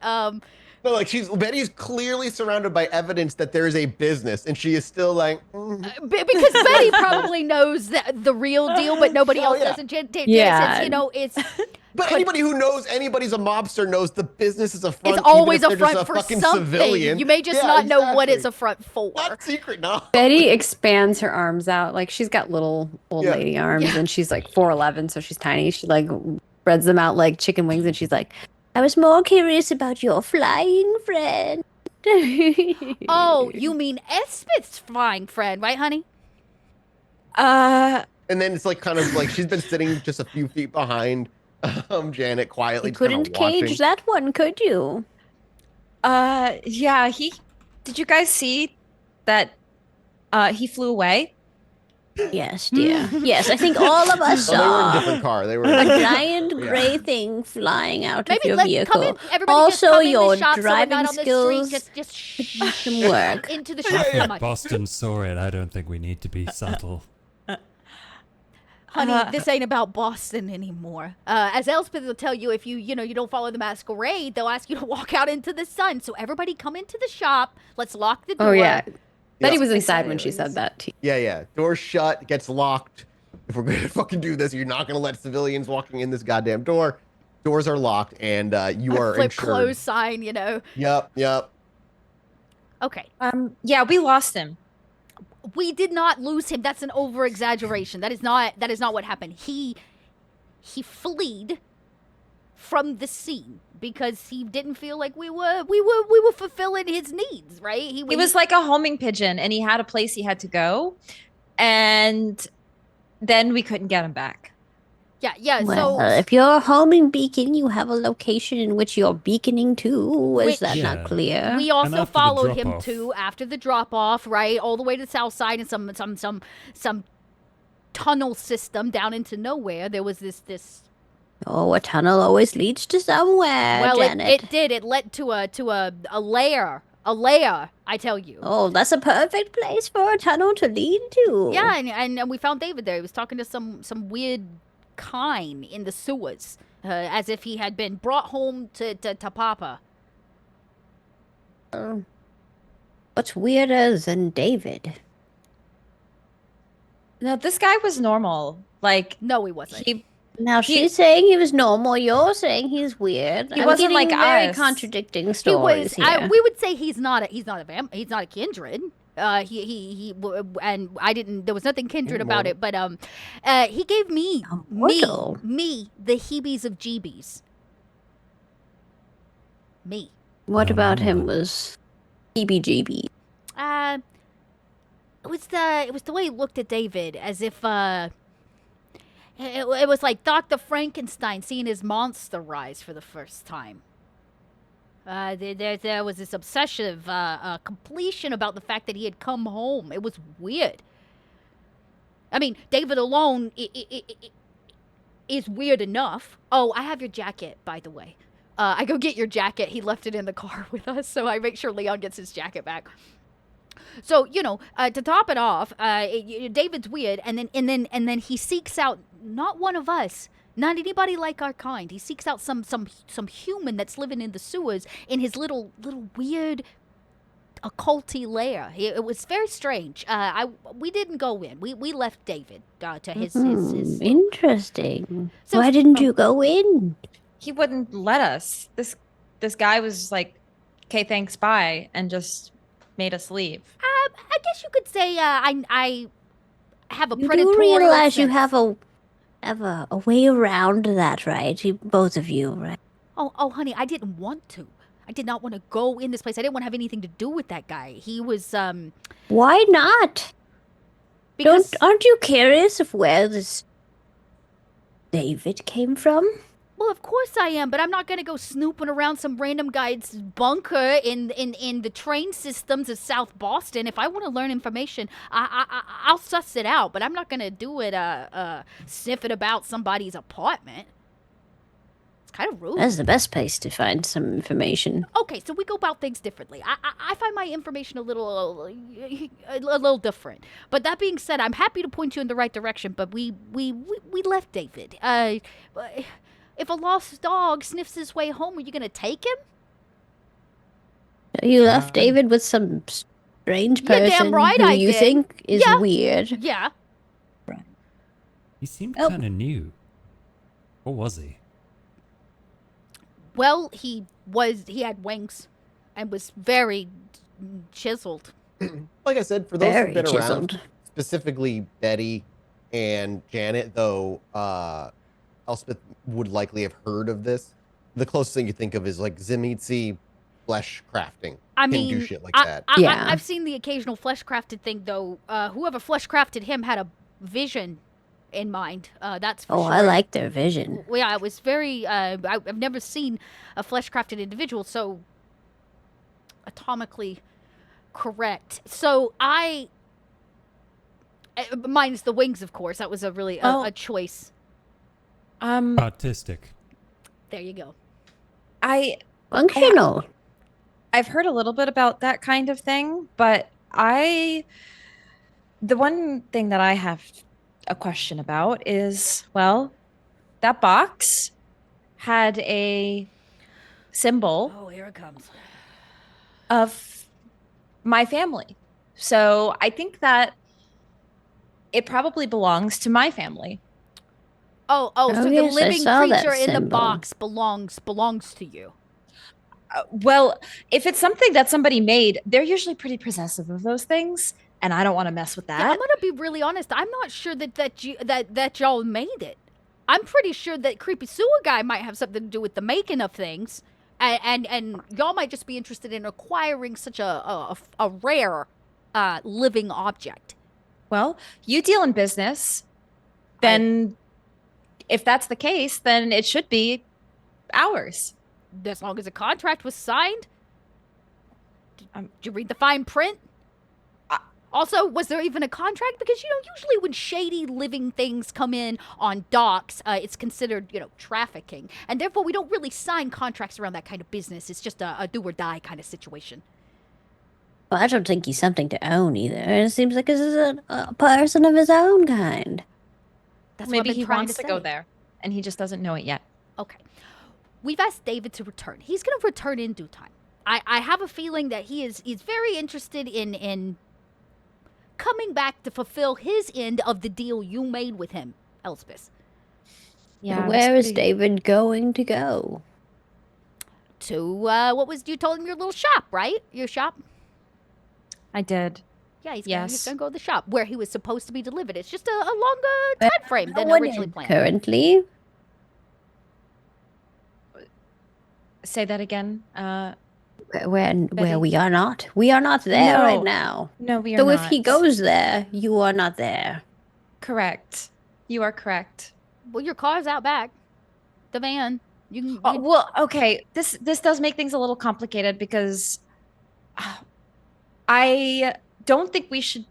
I don't want to go back to my shop without him. Yeah. So I think we need to acquire the Then goods why didn't you first. tell him to be somewhere else, where you're going to be? Oh, we didn't think that Stand. far ahead. I have no stake in this. Janet, you said you were going to do some digging, right? I did, Some- and until, everybody showed up. I was gonna do some digging, put some calls in, and pull at the right, strings. I do love a good digging. Oh my god. Okay, Mathis, I need to know. Ah, Do yeah. I know? Yeah. Okay, let's just start from from basic mobster level knowledge. All right. Uh-huh. We know that we picked him up at the docks, right? Now, the Yeah. docks, the ones we picked him up from, are technically in Nosferatu territory. But here's the thing that Kindred tend to forget: not everything's owned by them. The mom in Boston is pretty huge. Which one of the mobs ship stuff in and out of the Boston docks? Those docks in particular. Like a family mobster name? Yeah, or like who owns it? Is it Italian? Is it Irish? Because that's gonna make a big difference. They would be Italian owned. Okay, perfect. So I'll call in a couple of family favors. All right, so I'll make those phone calls here in a second. So look, the docks that we were at, they technically are run and usually manned by the Italian mob, which I guess you could say I have connection to. So I'm gonna make a couple phone calls. I'm gonna see if I can figure out how frequently those boats come in. Does anybody own it? Is it a regular delivery? And see if I can track down who's actually in charge of the physical boat itself, the actual container unit, not just the tiny boxes on the inside. That might give us some information. But I'm gonna be really honest with you. It's also in Nosferatu territory. The Nosferatu, they don't like people going around and digging in their business. Okay? You have to go that deep. Why not just look for the letters for the shipment of that one crate that we're looking at? Isn't this something you could do, Leon?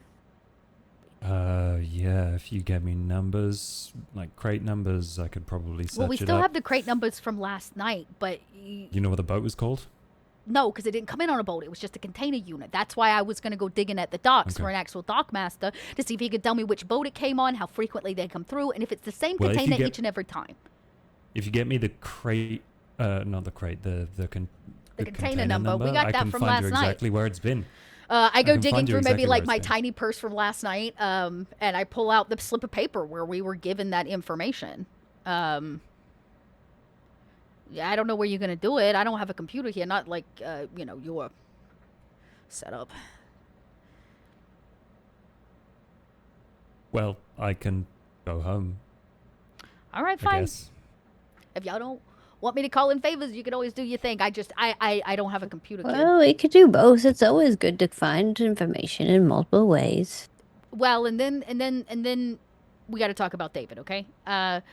Because regardless of the fact he's living or not, whoever is shipping him in, and whoever this creeper is that lives in this tunnel system, they're fighting over the same product, I guess you could say. So there's a little bit of a territorial war going on here that I really don't want brought to my front doorstep. I'm gonna just be honest with all of yous. So I want to get to the bottom of this little problem Elspeth's having. I'm gonna be really honest with you, honey.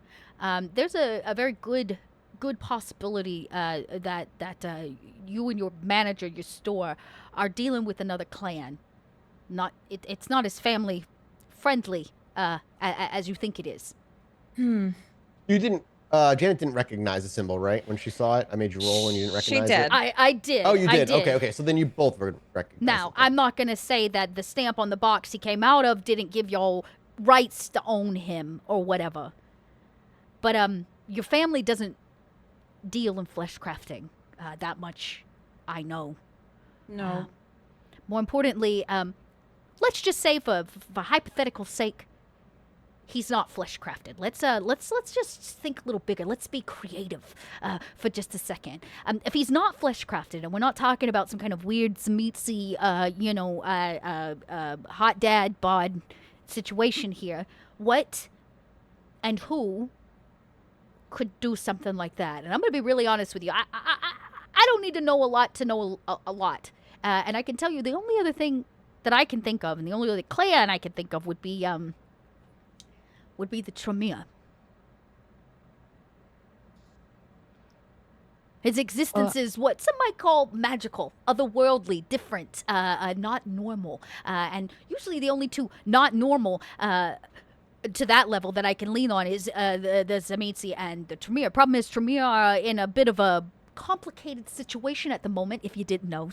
And I'm going to be really honest. If you and your manager are dealing in family affairs that are messed around with Zamitsi or Tremere, I might have to rethink where I'm getting my food supply. You know what I'm saying?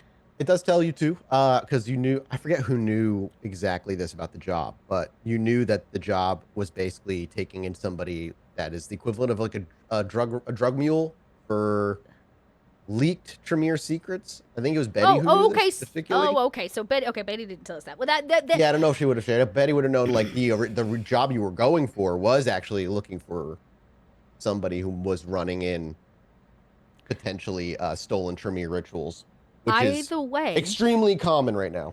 Regardless, I didn't share that information because I didn't want Janet to like back out of the deal. Yeah. No, so, you kept it for good reason because she that's would right. have. So Betty is the only one who knows that.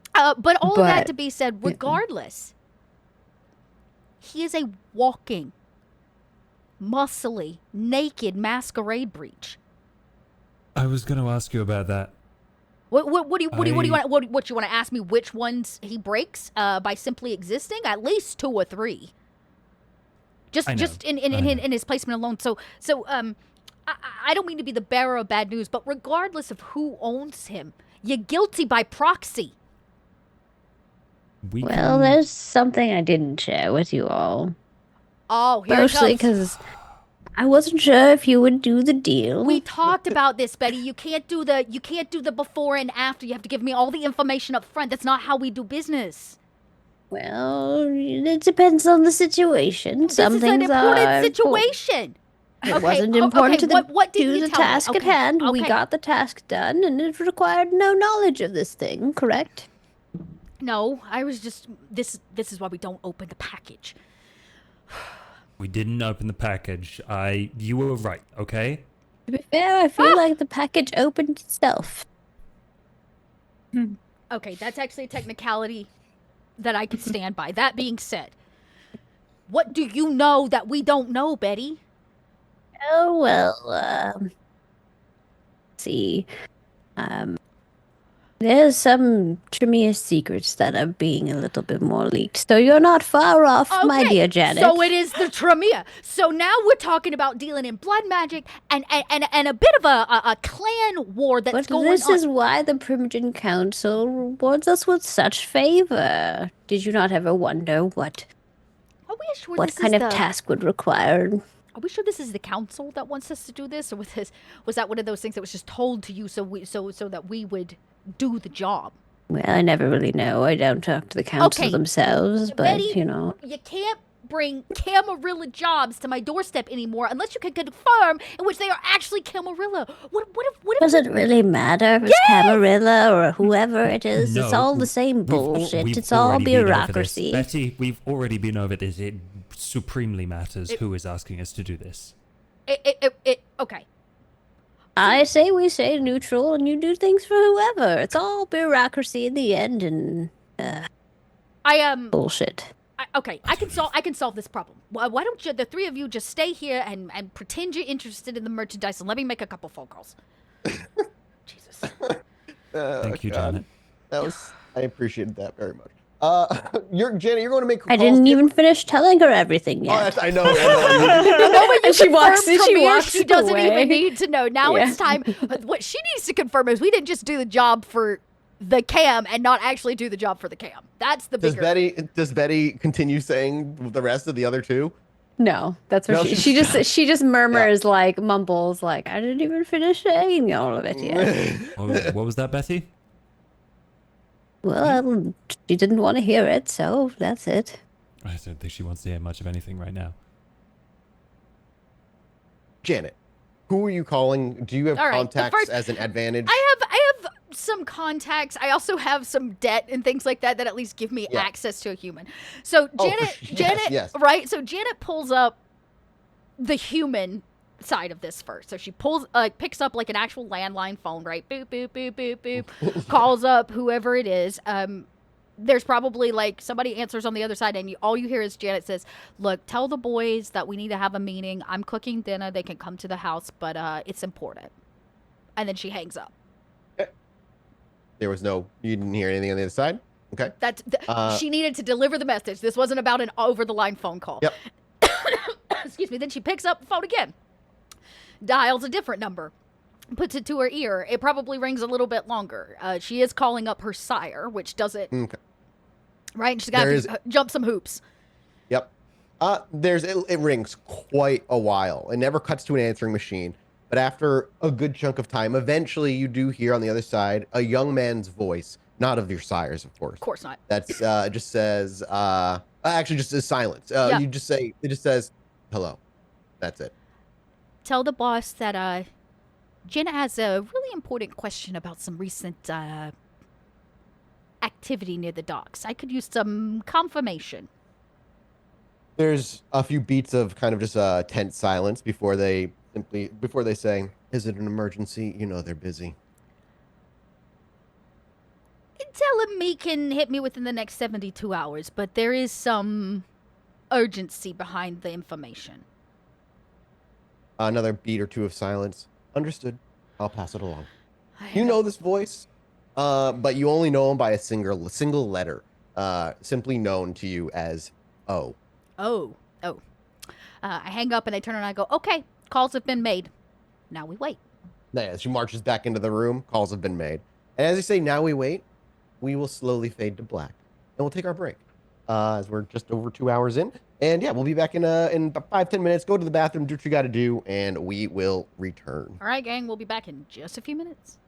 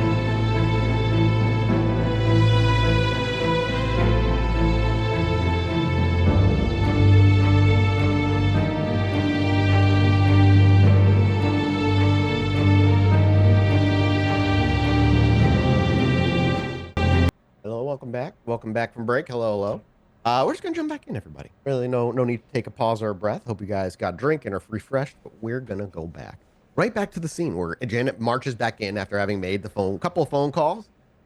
varying times as to when you'll hear back. It depends, but you did say, dinner tonight for certain individuals and whatnot. And if they want to do it tomorrow night, like if the gents want to do it tomorrow, that's fine. Janet's putting the call out, You put the call, yep, to both. And you walk back in, and they're kind of, you've been gone for maybe 5 minutes. It was not a long kind of step away. And you all kind of sat around looking at each other like, well, we have some options, but I want to hand over the scene to you.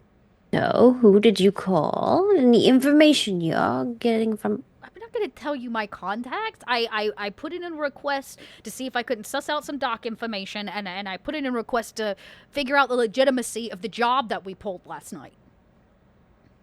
Legitimacy of the job in regards to the Primogen?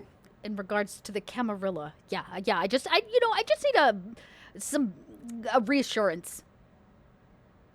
So you're just feeding meat to the wolves, the ones who built the problems in the first place. I didn't say that. I didn't put your name in it at all. I put myself on the table for the information. Okay.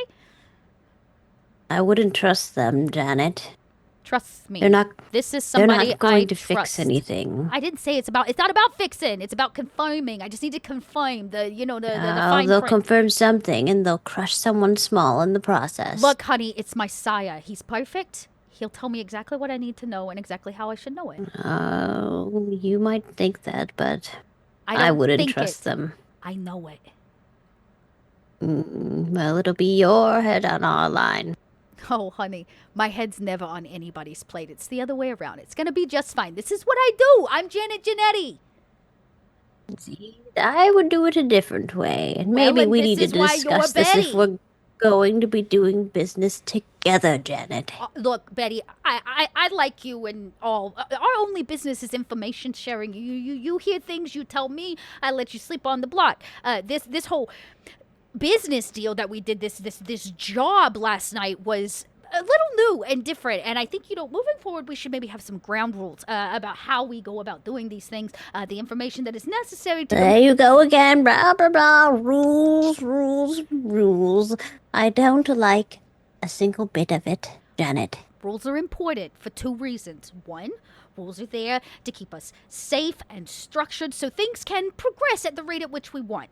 They're also there to be broken when our progression is not moving forward as fast as we would like. In this case, it's very important right now in this moment for us to start with the first reason, and then we can rely on the second one. But I'm afraid we flip-flopped those, and last night we broke the rules without knowing it. And I just, for the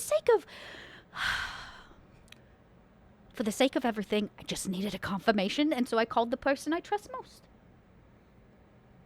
No, the rules are just made to keep the weak in their place. You should know that, Janet. Oh, honey, I'm the Ventru. We're the people that use the rules to keep people in their place. I wasn't talking about that. That being said, let's talk about why you're all still here. Because I got 2 suits to put together, and I got some money I need to count. So we need to figure out where this stone dude is, so that we can figure out if there's a way to solve. David. His name is David. He's humanish. We should treat him like a living thing.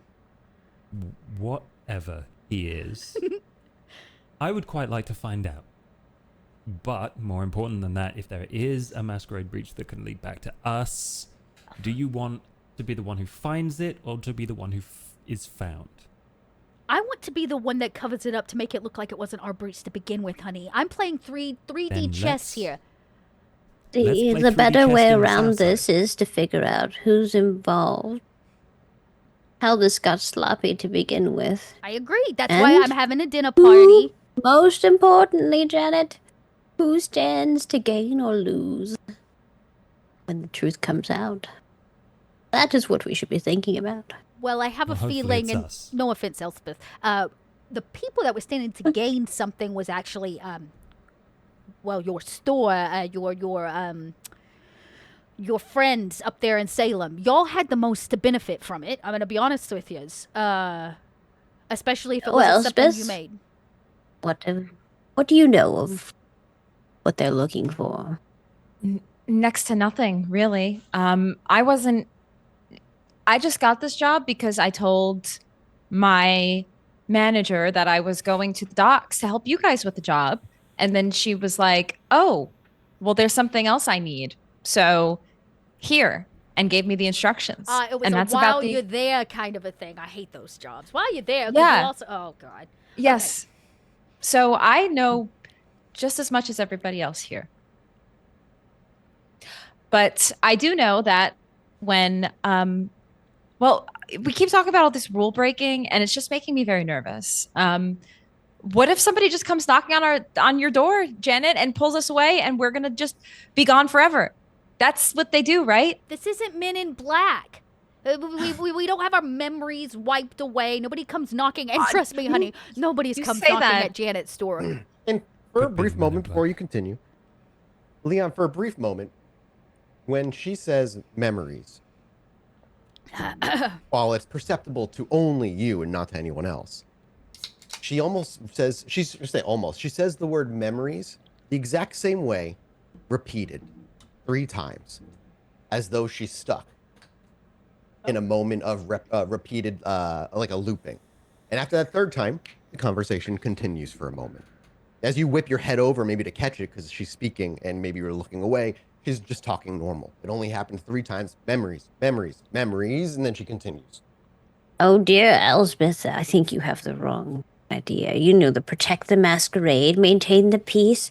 All of it is just rules for Kindred to crush anyone who threatens their fragile little throne. She, Elspeth, that's talk will get you killed. Yeah.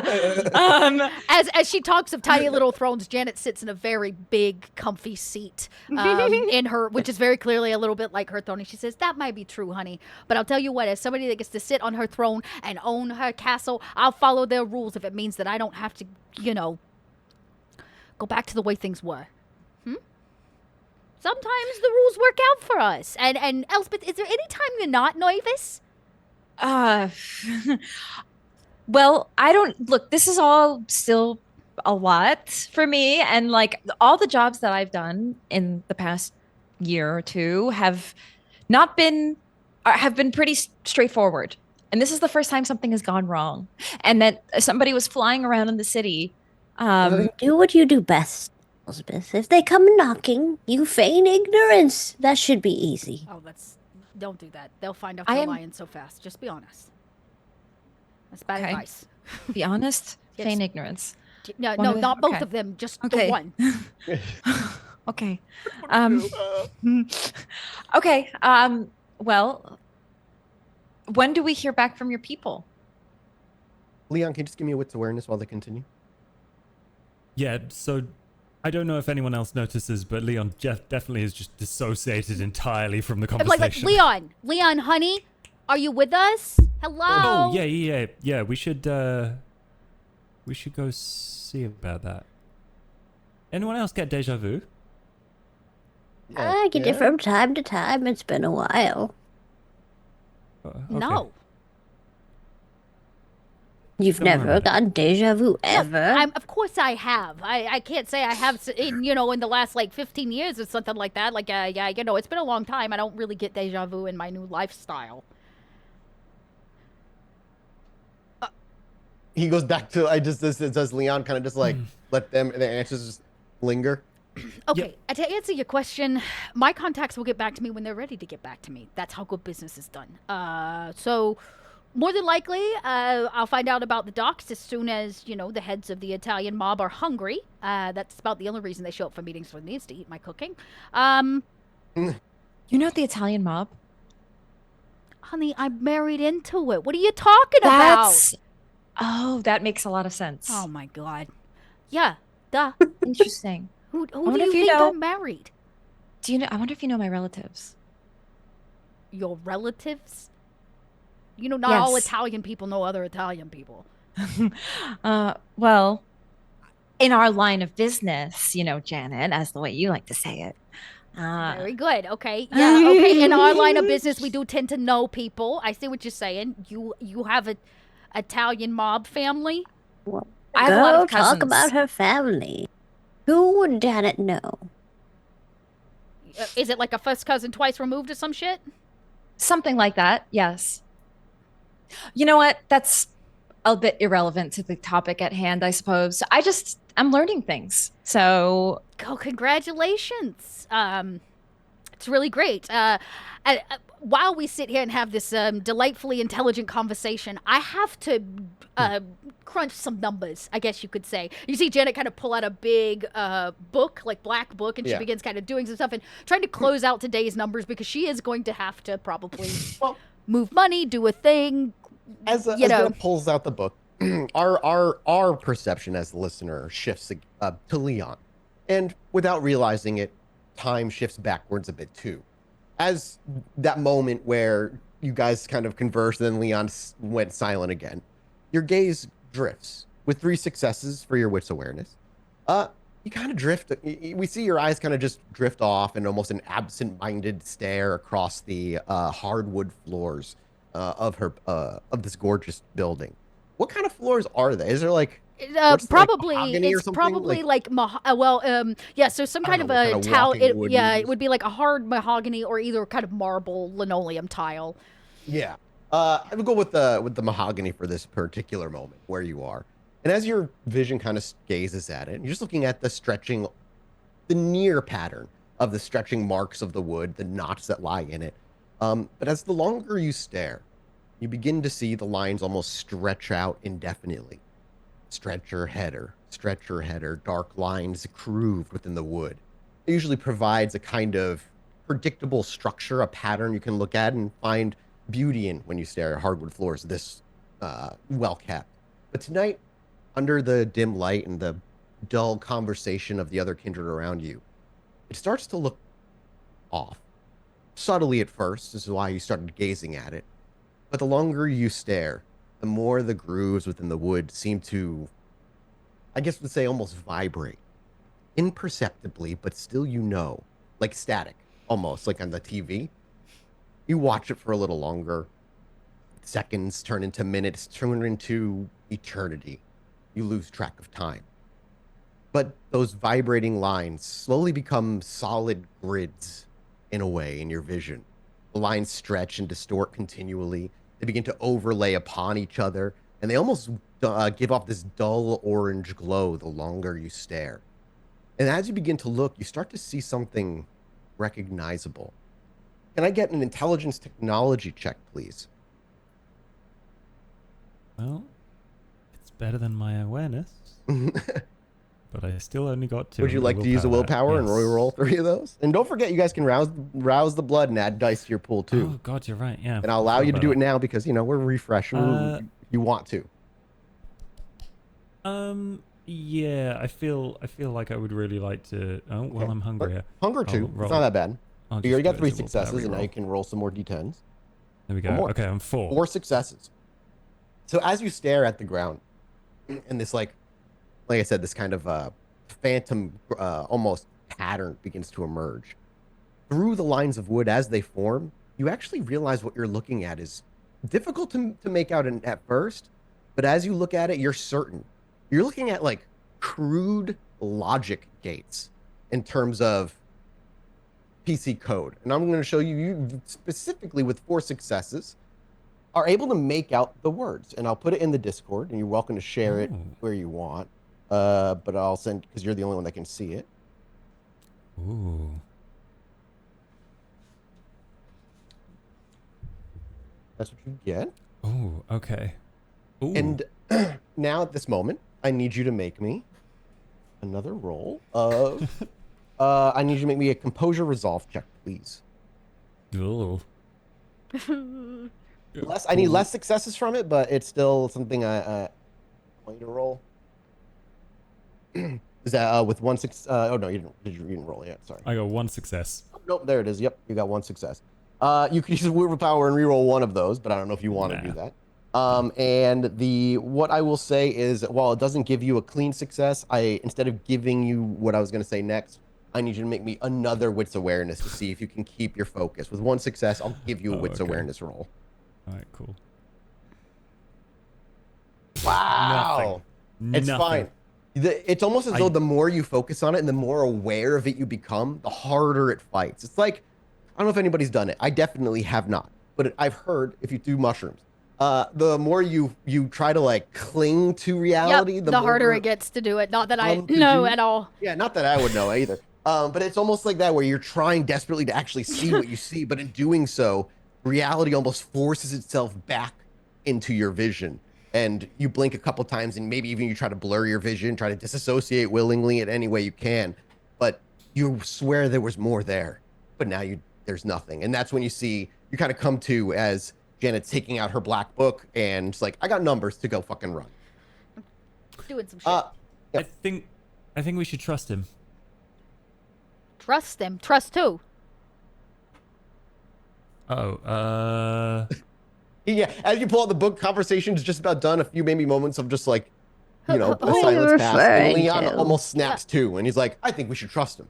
Who are you trusting, Leon? Who are you talking about? Who are you talking about? David. You didn't trust him before? I don't know him. Well, he was like an innocent puppy. It's not like I expect him to do anything bad.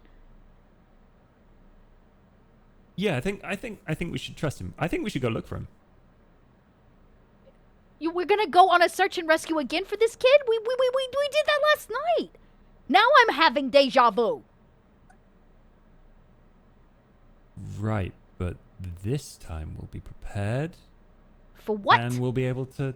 We can talk to the guy he was with. You want to talk to we the can figure creepy- out about. There was the. What happened So- to change your mind? Because I know it wasn't something I said. I kind of want to know what he is. Ah. Curiosity killed the cat, Leon. It killed it. We're already dead, so it doesn't really matter. Elspeth, you're the one worried about being left out in the sun. You can die again, honey. Don't lie to yourself. You're right. But I want to know. So I think we should. Okay, so the curiosity is going to kill the whole herd of cats, which are us, by the way. Okay, everybody, we're just going to take a second. Let me finish these numbers. I will feel a lot better We're afterwards. already dead anyway. Yes, I know that. I'm fully Deja vu. aware. But you can die again if you think you can't turn to dust, and the lot of you is naive. The I camera would will rather turn us turn to to dust if there's a dust than masquerade deal bridge. with rules. Okay. The idea that death is better than rules is the most anarchy bullshit I've ever heard. Okay? Even the pirates had a pirate code, okay? Even pirates had rules. They just didn't call them What that because it.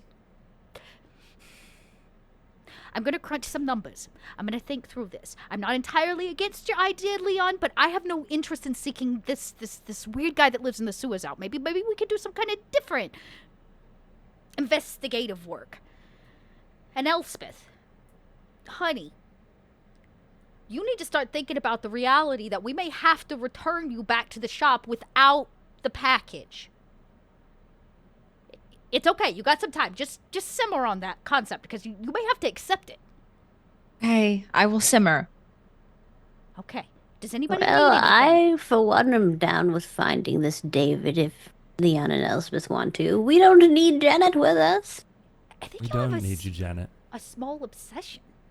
Okay, well, if you don't need Janet. me, I'm going to sit here and make suits. Because, nothing about searching for Statue Man in the tunnels is going to make me a dime. Are you sure about that? Pretty sure, because right now we can't even confirm this was a Camarilla job to begin with. So what kind of favors, boons, and extra stuff are you expecting to get out the other side except for what inevitably is going to be nothing but chaos and trouble? Has our contact ever...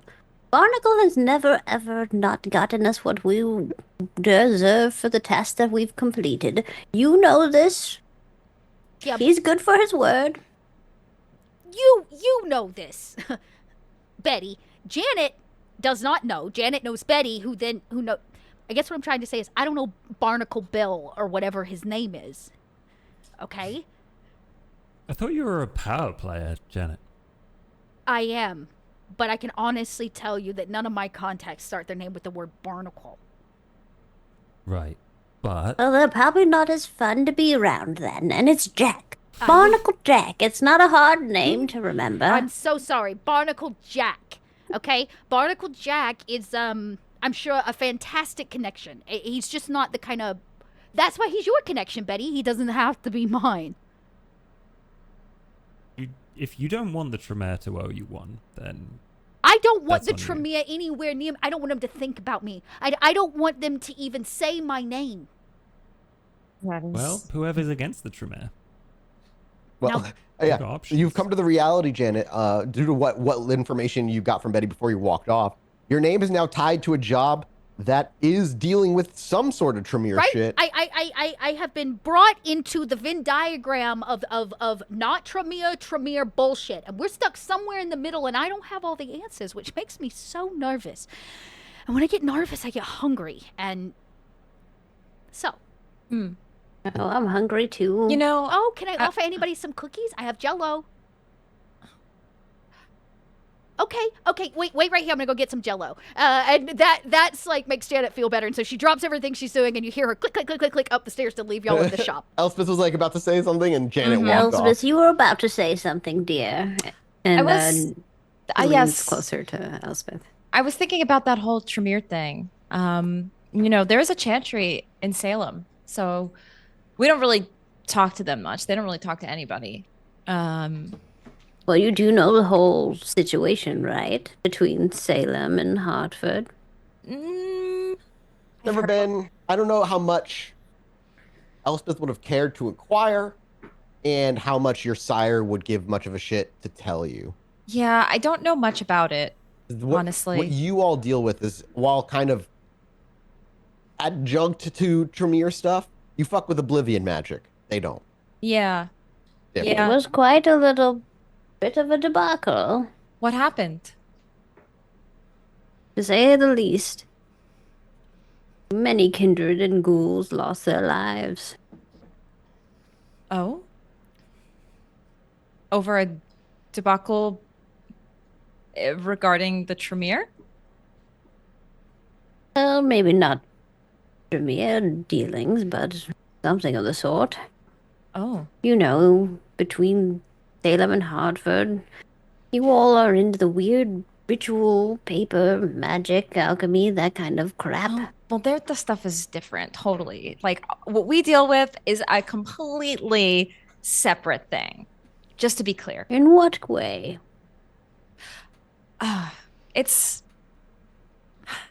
It would take a lot for me to sit down and talk about at this time, Betty. That's all I could say. Well, we have a lot of time unless we're trying to get somewhere. Seems I'm- like we're just lounging at the moment. I feel like we do have things we need to do this evening. So eventually, Janet comes back with the Jell-O. With bowls that she's made. Yep. of like Jell-O, and I pass them out. See, Jell-O makes who's- everything better. Oh, what gonna should be we do rousing this and rousing to give yourself breath of life or whatever it's called? I'm not rousing it. I'm assuming it's special Jell-O. It's made out of bones, It's made out of the bones so of it humans. still isn't yes. something that like it doesn't sate your hunger. I want to try it and see if it works for me. Jell-O. I eat it. I don't rouse. Fuck it It's down. green. I just eat. It's green Jell-O, like all things do when you don't have blush of life on. It tastes like ash in your mouth, utterly disgusting. And even if you try to swallow it and you do, you almost immediately gag it back up into your hands.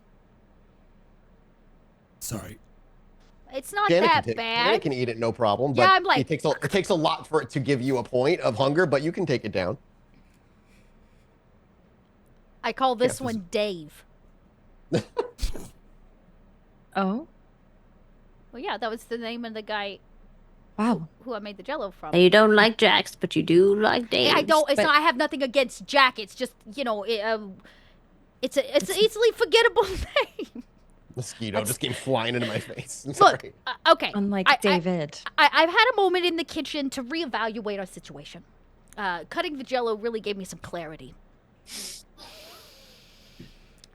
I am okay going down to the south side to see if we can't suss out our little winged friend. Mostly for two reasons. And this is where you're all allowed to say thank you because I care. One, because there's some kind of strange death threat on Leon's life. And I'm going to be honest, he's the best security guy I've ever had. He's the only security guy I've ever had, properly. But I need him. And Elspeth, well, honey, I feel a little bad for you. You've got this whole, like, naive schoolgirl thing, and I just can't let you show up to look your manager in the face without the package. So, because I'm a good person. Thank you. As she slurps down bone jelly. Yeah. Thank you, Janet. I really appreciate that. I am going to go against my better judgment. You're a very good person. I know this, which is why you both owe me. We're still on for the other deal that we made in the Oh, car, right? Yeah, if you're feeling it, you can go right through that door right there. What was the other deal? Oh, are we doing this tonight? I mean, you can go upstairs right now and walk through that door if you're feeling up for it. I'm always feeling up for. Well, okay. Well, actually, before we do that, let's make an agenda for the evening. Oh my God, I love agendas. Let me get a pen. She runs off real quick. You hear clicking of the pen Come back before you into even the get pen back and into a the pad room. of paper. Okay. Are we going to the place where we left David last night? Well, this was y'all's idea. I'm supporting it, so you have to make the plan. That is up to you.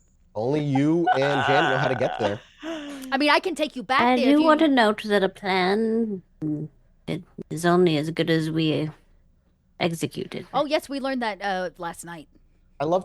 I just have this imagination because Maggie turned her cameras on and we see Betty turn around. She's holding a baby. Where did you get the baby? Yeah, exactly.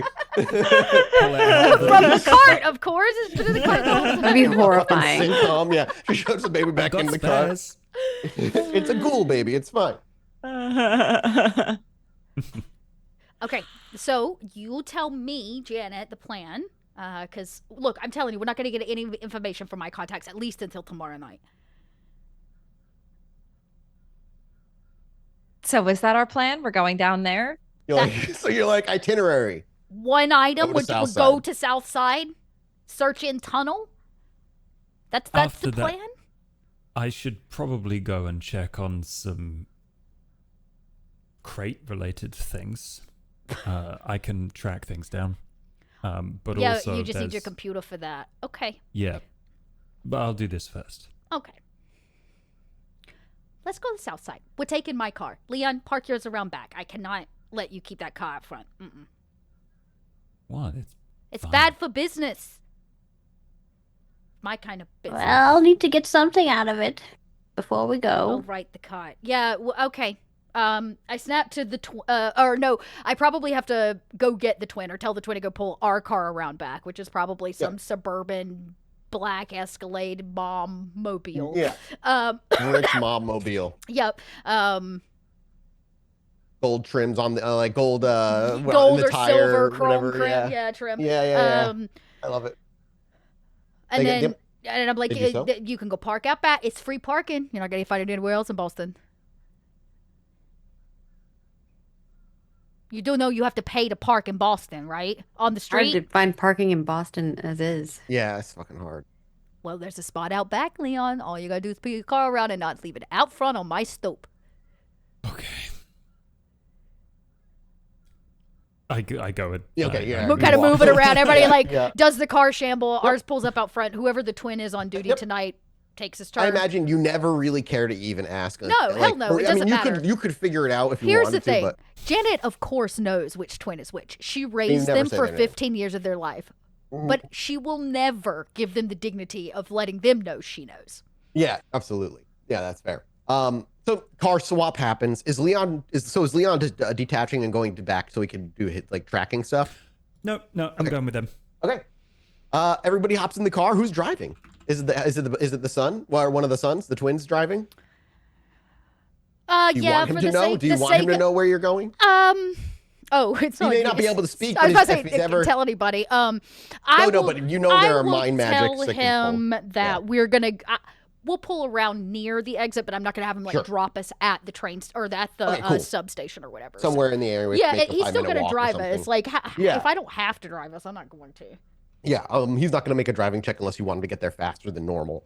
You all hop into the Escalade. Probably the nicest ride some of you, maybe not Betty, because again, Betty's been around. She's talked to all kinds of people in her afterlife. But maybe the best the best car, like Leon or Elspeth has been in. It's fucking nice. I'm assuming leather seats. Oh, black leather heated. interior. Yeah. Yeah, utterly taken care of, and a very smooth ride. On the drive, unless there's conversation to be had between the four of you, it's a nice, peaceful one. You go through Boston. If nobody's been through Boston before, it is a city of spaghetti streets. Yep. It is built because it is a colony. When it came to, roads were built as needed for necessary things, and all these years later, the city suffers and is also kind of beautiful for it all in one. Rustic buildings made of brick are smashed up against brand new buildings. And in a lot of ways, it's kind of interesting to compare to a newer version of London, because London is filled with even older buildings mashed up against brand new modern ones. Last time I was there anyway. And New England is similar, though the history is much shorter than that of England. And you see all those colonial style buildings and the spaghetti streets that you have to wind through to know where you're going. And unless you live in Boston, driving through Boston is genuinely infuriating. And Janet and, of course, her stepsons are well acquainted with the streets of Boston. You make your way through and people are walking down the streets. A bunch of different bars have people kind of sitting on the outside of there, standing outside and smoking and drinking. You go by the convention center that's closed at this point. Doesn't even look like anything's renting it out at that point. And then eventually, after about 20, 30 or so minutes of driving, you make your way to South Side, and you have him drop you off about a 5-minute walk from the entrance to the abandoned, remember, like the already abandoned and ruined subway tunnel. Obviously, neither Leon nor Betty have been here yet, but the other two have. And as you approach, I mean, Betty, you've been in the area before. It's not like you haven't been in the South Side, but you've never been here. There's never really a reason to come out here unless it's a great place to go hide and just kind of disappear if you need to. But yeah, you make your way down into the tunnel. I can get the directions back up, but it doesn't really matter at this point. Here, I'll pull the map just so everybody can see it. Yeah, you're down by South Boston, down here. Yep, I'm just moving my Marcus Holloway. Yeah. R117 handle up. Yeah, you're over by the area that's like kind of deep into the somber territory, kind of Nos-ish territory. And you head down to the subway system, follow the instructions to the abandoned tunnel, up to the electrical box where you saw David reach in and turn some sort of lever that sounded rusted and took some effort. I'm assuming it's Janet that moves up and turns the rusted lever. And again, you're a kindred, so it's not like it takes effort for you. It just, you can hear the rust in it. Yeah, I don't touch anything. I don't have to. Oh, he can okay, sure. He can turn it for me. Yeah, any one of the other three of you can turn it. As you do so, you hear the unlocking of a door that leads to a hallway down to a small area where I think you heard him and like you were dealing with this guy. And as you open the door and you make your way down the hall, you can all make me wits awareness checks. Okay. It's a hallway's like, I'd say maybe 10 feet long before it leads to another door. Beautiful rolls, except for Betty. Not. Or Betty. What the heck? This is not going to be my. Same thing with actually Leon. Oh wait, no, Leon rolled fine. 2, Elspeth 4, 0, and 2. You're hungry. Yeah, you're just a little hungry. Elspeth is really the only one. You see the door, but with 4 successes. You could hear a humming on the other side. So like someone's humming to himself, and then as you start approaching, you're the only one that can hear it. It cut short. He heard you coming. He knows you're coming. Don't know if you care to say it. Just something Elspeth would note. I do say something very hushed. I think he's expecting us. Who's leading the walk? Down the hallway.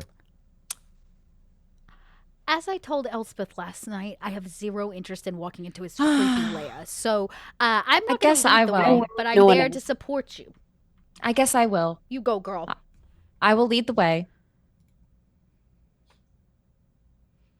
Okay, so you had. Sorry, I was taking a note into my character Bible thing real quick, so I don't fucking forget. You make your way up to the door. It's just a slab like steel door that has been there for decades that led into likely like a maintenance or security area for the station down here. And as you walk up to it, there's just like a metal handle. There's no window or anything to it. And do you just reach forward to pull it, or do you like do a knock or something? He knows we're here. So knock. It's polite. Okay. I'll knock. I can break it open if you want. No forced entry. We're trying not to break rules, right? Not yet, Betty. I promise you. One day I'm gonna let you just go. I'm just gonna let you just break all the rules, but it's not the time. Just knock, Elspeth. No, I'll knock. Imagine. Yeah, you reach out, knock gently, and almost instantaneously on the side, you just hear, "No, thank you. Please leave." Open the door. Oh my God. We don't mean to be. Yeah, there you go. We're not trying to be rude. We just had a couple questions. We was hoping you could answer them. Let me make a roll real quick. Please. Are you trying to make a persuasion roll too, by the way? Not yet. I can do it. Okay, I cool. can force you him don't with have to. just my voice if he can hear me, but we're not there yet. There's a moment, and he's like, after a few moments, he's like, you were the ones that were from last night. I recognize your voice. Yeah. It is a good voice. I don't blame you for that. Yes, it is us. He's not here. Sorry. You can go. Please leave. We're not here for him. We want to talk to you. For what? We're curious. That's a hard Nothing else? reason. Elspeth, why do we want to talk to him? Because we want answers. Well, tell him that. Go on. We want answers. There's a couple moments.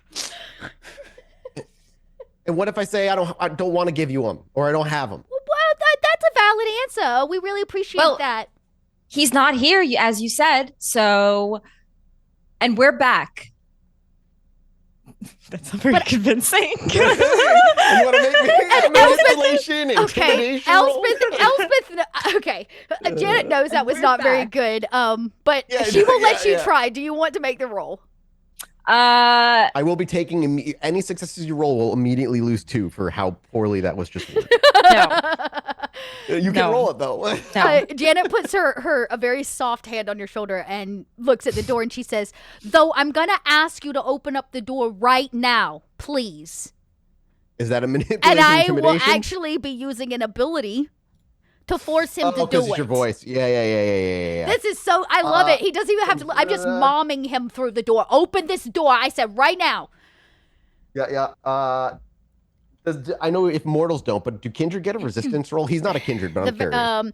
Voice of the user becomes like that of the vampires. It's awe, daunt, or dread gaze. So in this case, I do have daunt. I'm assuming. Yeah. You're using it as daunt, I'm imagining, because it sounded threatening. Yes, it allows me to use daunt, but with my voice, not my eyes. Yeah, 3, add their user's presence rating to any intimidation rolls. So you're going to make me intimidation, persuasion, plus presence.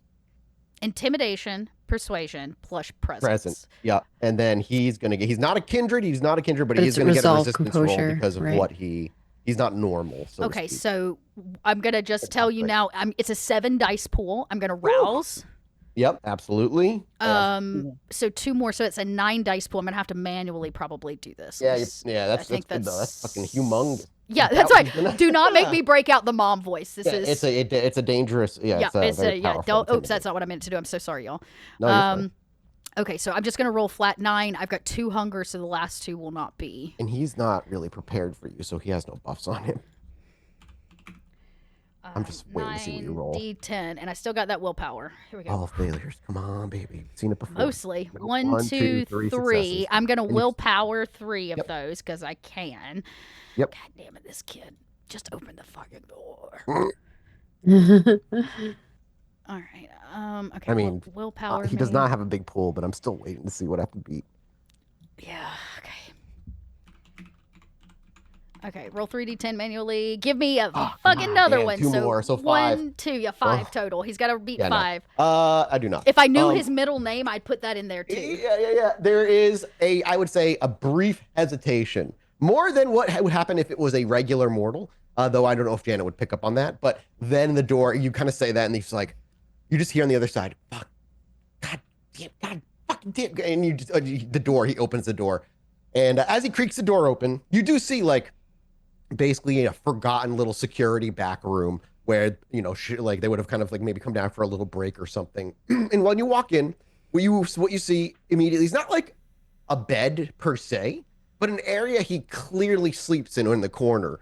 A pile of like scavenged blankets, like a couple ripped up sleeping bags, and some like clothing that is just like piled there with an indentation of where you clearly see he has slept over and over and over again. Hi, You see, honey. like, Thank you for he- opening the door. yeah, he steps out of the way and he's like, just make it quick. Like, did you want to come in?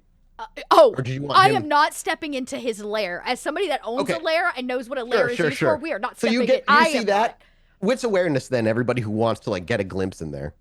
Oh yeah, I'm looking in. Yeah. That being said, I put Elspeth in front of me, like move her in front. I said, my friend Elspeth here has some questions for you. You're going to answer them for her, okay? Yeah, he his eyes just kind of like do that wide thing and he just nods. Yeah, okay. And I think I described him last time, but like he's got like a perpetual, very patchy 5 o'clock shadow. He's somewhere in his either early 20s or mid 30s. It could be either. He's very pale, hasn't seen the sun, but is breathing and like has signs of mortality to him. His hair is like black and somewhat long and just completely messy. And he just has dark brown eyes. And he's wearing the same t-shirt and jeans he was wearing last night when you came over. Except he is obviously missing David. For Elspeth, who fucking critical rolled, you messy critical, so you're just making it obvious. You're like stepping on your tippy toes and kind of like looking past But him. a 6, though. Yeah, you see like all the little details. And Betty and Leon, you see most of this stuff anyway, just because it's a small room with your high rolls as well. But you also see, other than like the bed, like the sleeping nest area, he also has a pile of like MREs and canned goods and on like half-open energy protein bars, haphazardly on a plastic folding table pushed up near the edge of where his sleeping area is. And you actually see above it, like dangling pipes above everything, wires wrapped around them that both go into the building and some that are clearly cut, soldered, and being used for like stuff down here. Like he's got a PC of some descript hooked up. I said PC, it's a laptop hooked up to something. And next to his laptop on a separate, totally plastic table, it's just a bunch of random electronic components, a smoldering tool, spools of wire, a different disassembled laptop with hard drives that of varying ages and whatnot. And then amongst them, you also see an oil lamp. You see some LED strips that are kind of wrapped up with a weird hemp rope, a couple of candles that are half burnt and not used. I will say specifically to Elspeth, intelligence occult roll. And I also Yeah. do sense the unseen. Going into this, Betty yeah. knows that there's mere shenanigans. Absolutely. Okay, so- Ooh, 3 Elspeth. 3 successes, beautiful. We'll start with Betty. Betty, you just take a moment as you're like looking in and seeing all the same things. You're like, this is fucking weird. And you just want to take a moment, see if, and maybe something's tickling the back of your, the hairs on the back of your neck. What I will say is you don't have to make any roll to see. There's no invisible like kindred hiding here. Someone who's using obfuscate in a supernatural way that lets you get a good sight of them. However, there is definitely an undefinable different energy here, one that you're genuinely not really familiar with. It's something ripples within the world of, I guess you would call it magic or a reality. Maybe it's the veil. Something about this area just feels out of sync with what you're familiar with. And that's the best Betty can do, but it's very unique in that it doesn't feel Tremere or anything like that. And you don't see ghosts. It doesn't feel like a haunting.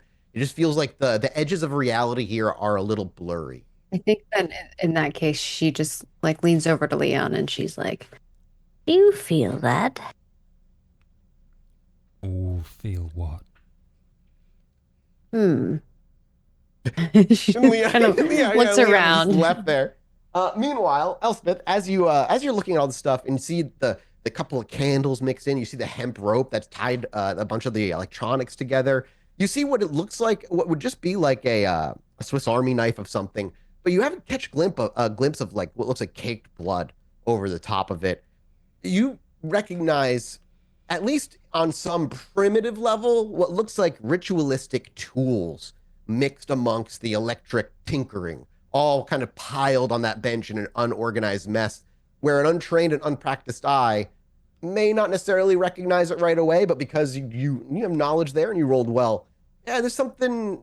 Yeah, he may not be a kindred, but he's also not just a normal run-of-the-mill civilian who doesn't know anything, whatever that means to you.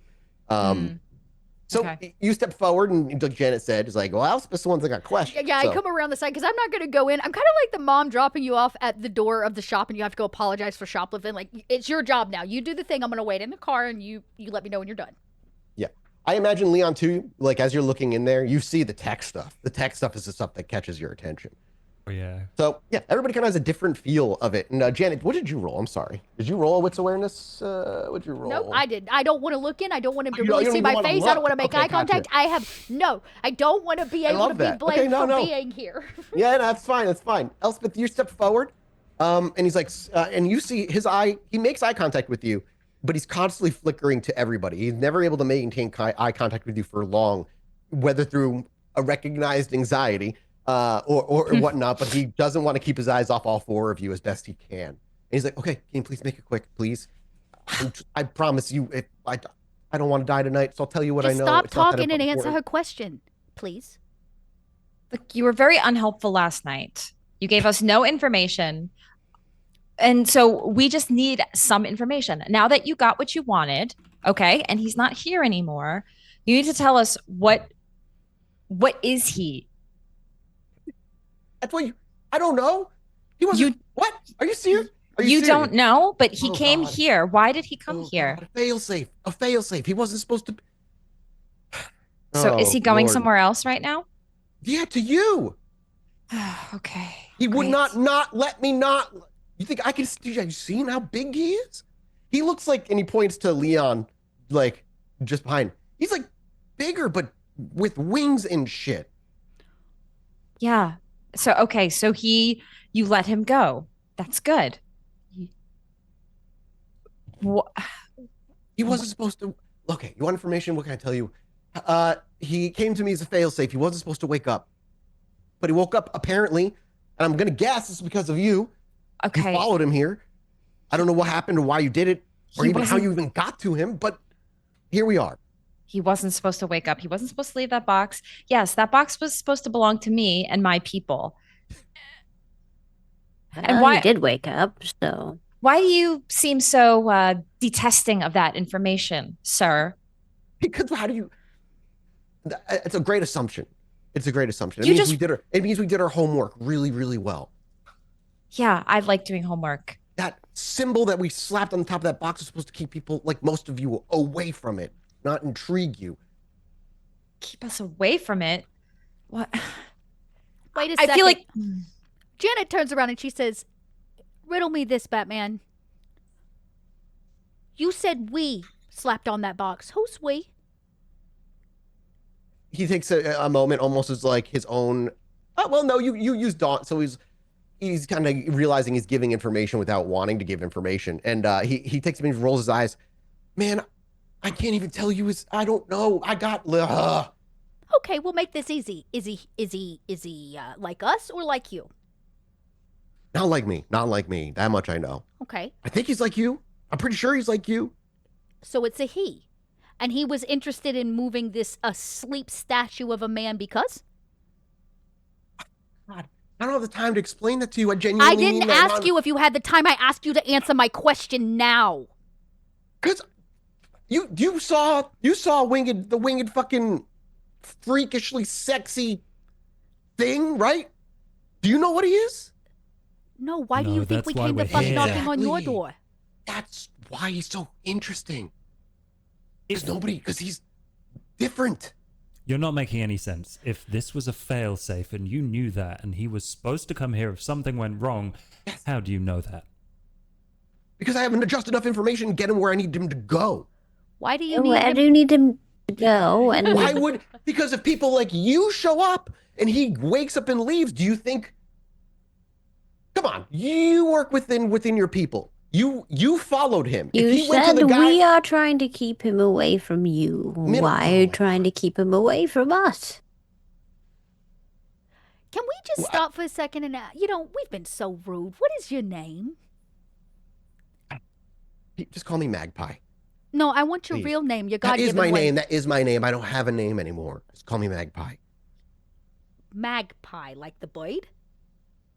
like the Boyd. You like he shiny says stuff? that in a way that was like not mocking, but he's like, I'm gonna almost- pretend that you didn't say that, and that I you didn't said, mean, it was automatic.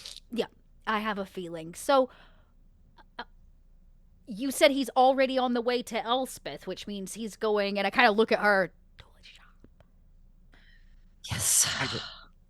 Dad, I don't know just how- stop speaking. We're not done here yet. Do we have any other questions for him? Because I'm really just done with him. I don't think it's a question, but I would like to figure out what all this tech shit is. Can I just look around and see what he's trying to do? Oh, do you like go in his lair? Oh, yeah, I thought he was asking you, Janet, right? Oh, Oh no! What? Oh, no! Sorry. I was asking Leon. you, Mathis. Oh, are you asking me, Mathis, the as ST or as sorry. character? I mean, you could push your way past him if you want. He's not gonna. He's like a 5'5", like kind of scrawny looking Yeah, individual. sure. Yeah, And sure. so you just walk by him, and he's like, you feel for him try to resist, but you're a fucking Yeah, kindred. He's like, are I'm you not gonna fucking be mean? Don't. Yeah, and I Well, take Well, a why look at this why tech you shit. need all the computers? What else am I supposed to fucking do down here? That's a good question. Why are you You down said- here? You said you don't have I time want for to be us. left alone. Well, you're not doing a very good job of that if you got a failsafe showing up at your door. Yeah, this job just wasn't worth it. I'm sorry. What job? No, I think I'm looking I'm the for. middleman. I'm the middleman. If I fail safe to get this, make sure this guy gets where he's supposed to go, and he showed up, and I didn't think anybody would be following him, and I didn't think he'd come back the next night. Listen, honeypot magpie, listen.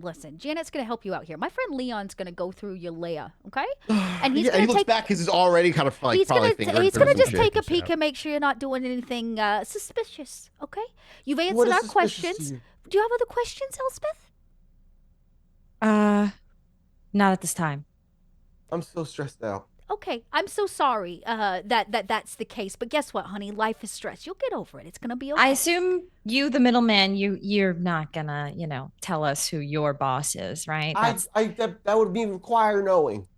Oh. Sometimes jobs show up. I have a unique set of skills, not in the fun kind of taken way, but in the just like I have an abnormal set of skills that are sometimes What are useful these to people. skills that you have? Maybe they might be useful for us.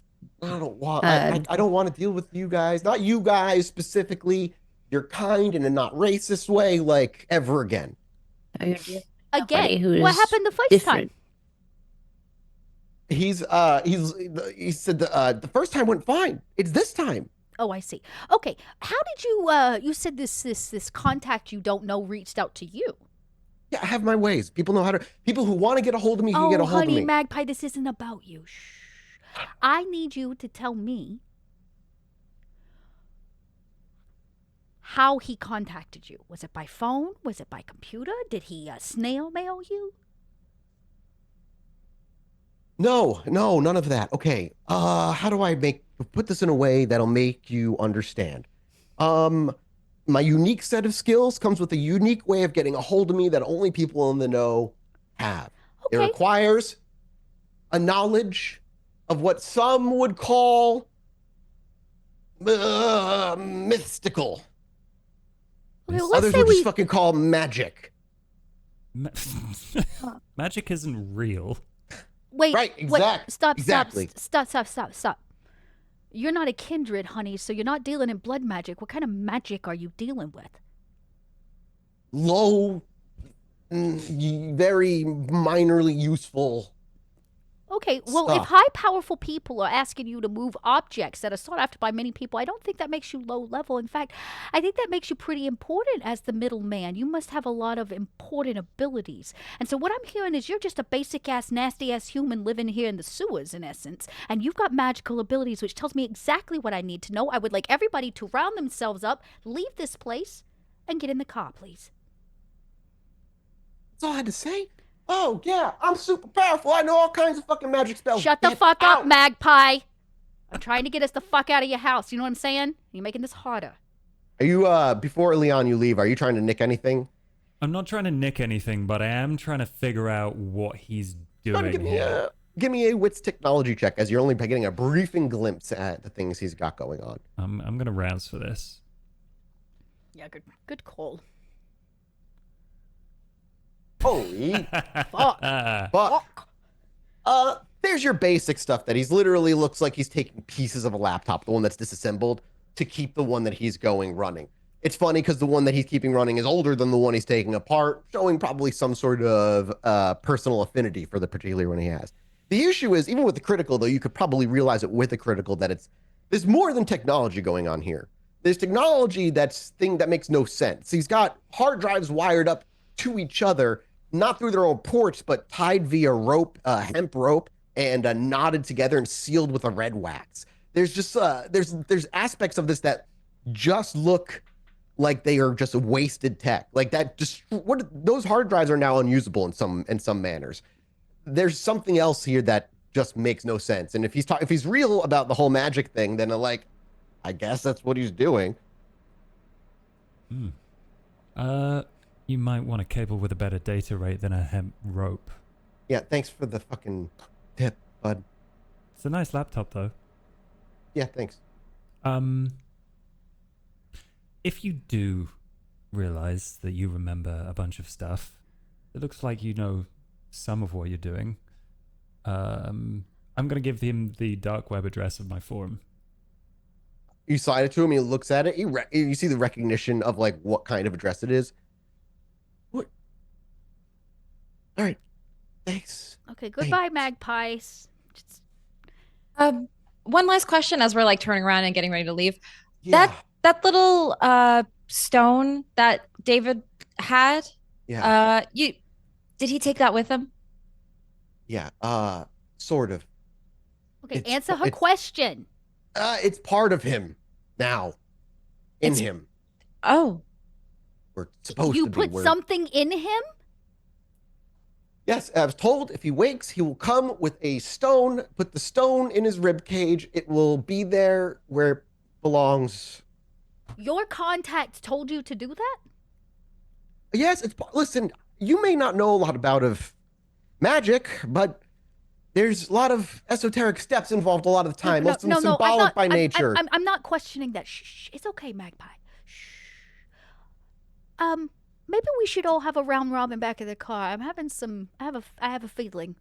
I'm having a Janet moment. Well, I just want to know if you knew to put that inside of him. What is he exactly?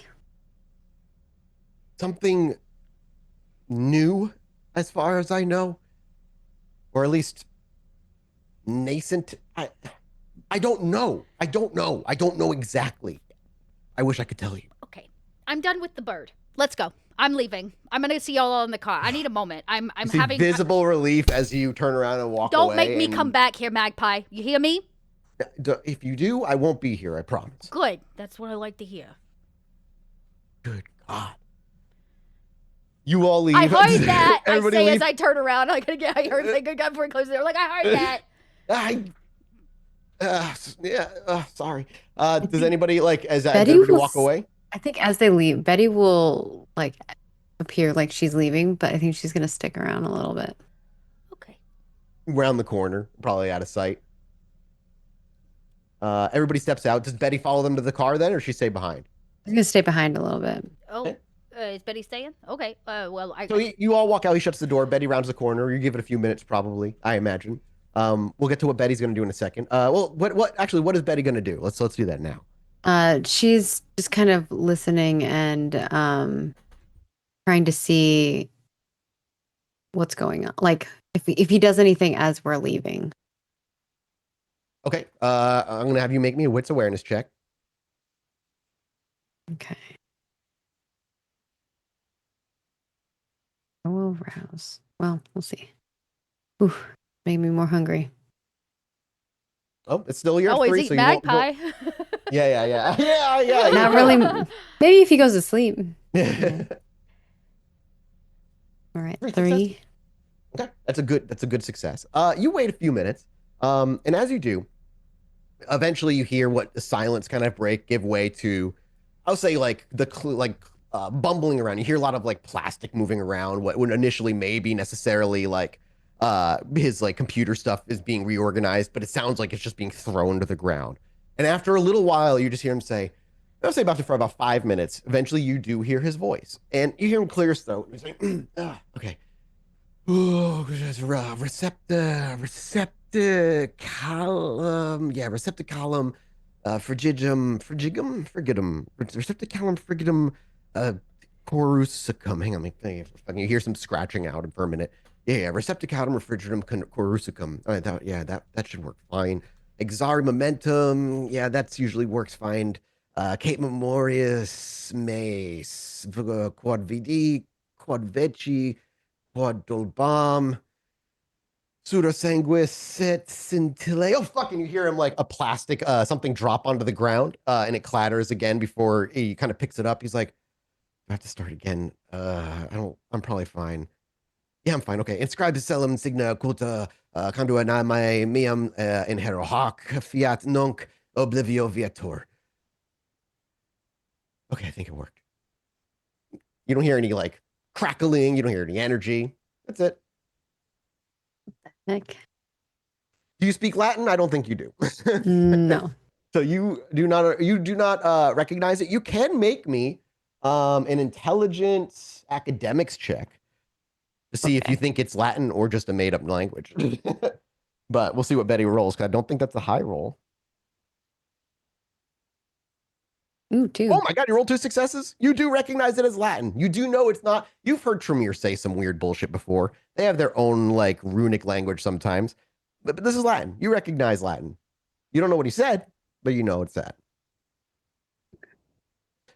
Does Betty do anything else? Or you just kind of, because then you hear him just kind of go about, and it's going to be a lot of clattering, a lot of movement, mumbling to himself of nonsense, of a lot of just being openly mad that he even got like that they came back, that they know where he is, that now he's fucking doesn't like want anything to do with any of this. A lot of just griping. Or do you head out to the car? I think that Betty's gonna knock on the door again. And you do hear an immediate, like his chattering stops. And he's like, "Are you fucking kidding me?" But just before the door opens, we'll cut back to the car. The 3 of you make your way into the vehicle. Betty stayed behind, clearly. As you file into the car, yeah, you have the silence. Do you have the twin drive and like start doing loops, or do you just stay in the parked spot? You're muted. We stay parked where we're at, because that's where Betty knows that we are. Oh, but true, I yeah. imagine Janet gets in the front seat and is kind of like a seething mom when like you're in trouble, and she sits silently in the front seat, and you're like, you don't know what to say. She says nothing until somebody else speaks. She has a lot going on in her brain. You can see it like spinning, but she has not opened her mouth yet. I imagine her stepson looks really nervous. Yeah. I'm nervous. I'm like, why is Janet so mad? While you don't see a physical reaction on his face, you do, with all your kindred increased hearing, the slight tightening of his grip on the leather wheel as you hear the wheel creak under his own nerves. Which may make Elspeth more anxious. Yes. And Elspeth will finally speak up. I think we should probably go. Yeah. No, we absolutely should. Are we waiting on Betty? Maybe we give her like 5 more minutes, because I really need to get 5 back minutes. to. Her timer starts now. Okay, so we cut back to Betty. Betty, the door opens. I swear I know nothing else. It's just, and he like looks around and then just sees Betty. Just you? What? I don't have anything to trade. I'm sorry. Me. I don't have anything. Well, are you certain about that? I don't want to do deals with you anymore. You people, you're kind. Please. I care. I just want to live and move on with my life. I regret taking this job. I regret it. Well, I can understand that. It seems like you're having a little bit of trouble. No, I was having no trouble until you all showed up again. Your first time, I guess. You weren't here last night with them, but now I know 4 of you know. So awesome. I love it, by the way. Fucking man, I'm gonna make a name for myself in this city. You want to make a name for yourself? No. In fact, maybe I'll just head off to New York. Disappear into a bigger city. I do love a good traveling. Other cities are quite nice. New York has its benefits sometimes. Can I help you? I'm under no illusion. You can kill me without me being able to fucking do a damn thing about it. So, whatever it is you want, just please ask and give me peace for the rest of the night. Please. I have anxiety. Don't we all? Do you? Can you have anxiety? Everyone has their fears, right? I just meant, because you're a walking corpse. The sun is quite scary. For some of you. Yeah, I'm sure. All of you, I guess. I don't know how this works. Some That's of why us. I will get on the fucking subway during the day and go to New York during the day. Well, if you find yourself traveling out of here, I would be careful. Why? Well, it seems you're dealing with some things that you're not quite aware of then. Yeah, that's just my life, man. It's been my life. It's just been my life for the past 5 fucking years. And it just is what it is. And I'm just trying to be like a good, curious boy who gets left alone. And every once in a while, I need some money because I need to fucking eat. And like, It's a stupid system, isn't it awful? Yes, it's goddamn awful. I understand. So I was in the place that you're in before I became what I am. Okay. A kindred soul, thanks. Exactly. But I want to help you. No, I don't want your help. I'm good. There's no. Mm-mm. Well, you see, there's a problem here. No. There's a masquerade that has been breached, and you have breached information. No masquerade. I don't even know what the hell you're fucking talking about, lady. Stop talking. Actually, stop talking. I'm gonna be like that other lady, the one that says Boyd. Stop talking. I don't want to know anymore. The more you tell me, the deeper I'm in this shit. I already regret it. I regret it. And now some homeless old woman who could literally probably snap my neck in half a second is telling me it's like as a masquerade. I don't care if there's a fucking masquerade that's been breached. I don't care if there's a giant ball I need to go to. I'm not going. I'm disappearing. I'm not built for this shit. I regret everything in the past 5 years. Please leave me alone.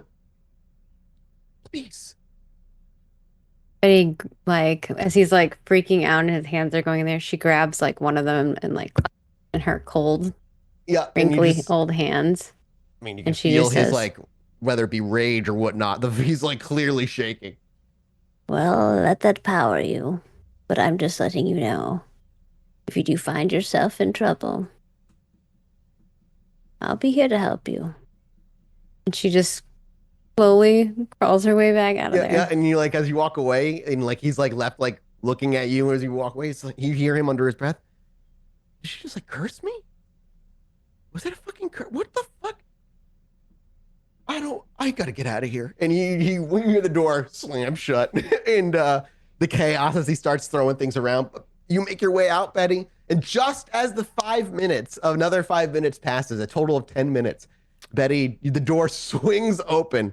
And Betty, as you're like, 5 seconds, 5, 4, yeah. 3. We was gonna leave you, Betty. I felt really bad about it. I was gonna put your shopping cart out the back, but you made it just in time. Well, it's all right. I would have been fine if you left me. Did you eat him? Oh, I didn't eat him. Sure That's what Janet does. That's not. Well, he's not my type. Okay. I don't eat all people, just certain ones. And trust me, I don't want anything. I did consider it, considering he knows some things we probably shouldn't. Here's the thing. That poor kid don't know nothing. He's in the middle of something much bigger than him. Let me tell you what Janet learned standing at the door questioning that little pile of sweat. 1. Okay? He's working with another kindred. All right? It's definitely a kindred. I think we all figured out that one. Right? But problem is, this kindred knew. This kindred didn't just plan for a failsafe. You don't plan for a failsafe unless you have a 50-50 chance it is not going to go well. He knew there was a possibility that David would wake up inside of that crate and all this would go down. More importantly, Elspeth, whatever your manager's got going on, she handed you that rock. She handed it to you knowing that he was going to need it for whatever the reason was to show up down here in this tunnel and have it shoved into some orifice. I don't entirely understand the biology behind that, of why it's inside of him now. He is in essence a trafficker. He is a physical manifestation of a drug bag. Currently, from my understanding, on his way to find you, sweetheart, which means he's on his way back to the shop and you're not going to be there when he shows up. So my suggestion is we talk on the way. I'm going to switch places with my stepson here, and I'm going to get our asses where we need to go so that you don't get in trouble. He's already out of the driver's seat, walking out to the back trunk areas. He'll climb into the very back seats. But more importantly, I have a bigger fear. Kind don't hold information like that. Unimportant kind, people that have no power, don't get contacted by secret kindred who are potentially working for either one or two chantries or something much bigger than all of us sitting in this car. So you know what that tells me? That we're in too deep. No, And that we're in he's trouble. not just a human. We're not always in trouble, sweetheart. He's in trouble. I'm going to be really honest with you. That's why I got us the fuck out of there. We did not need to be there anyway. Well, he's gonna get himself out of there too. Well, You're going through a lot of information very, very quickly, Janet, and it is really a lot. let's go to the part where he talked about magic. And you hear the wheels kind of like, Yeah. Yes, as let's she like, Oh. as she let's starts racing talk about towards that the shop. part. You want to make a drive check? Or are you trying to get there fast? I am trying to get there to beat David flying. Okay. Yeah. Give me a drive check then. A dexterity drive. I'll go ahead. No, we're just, if we get there faster, great. If we don't, that's okay too.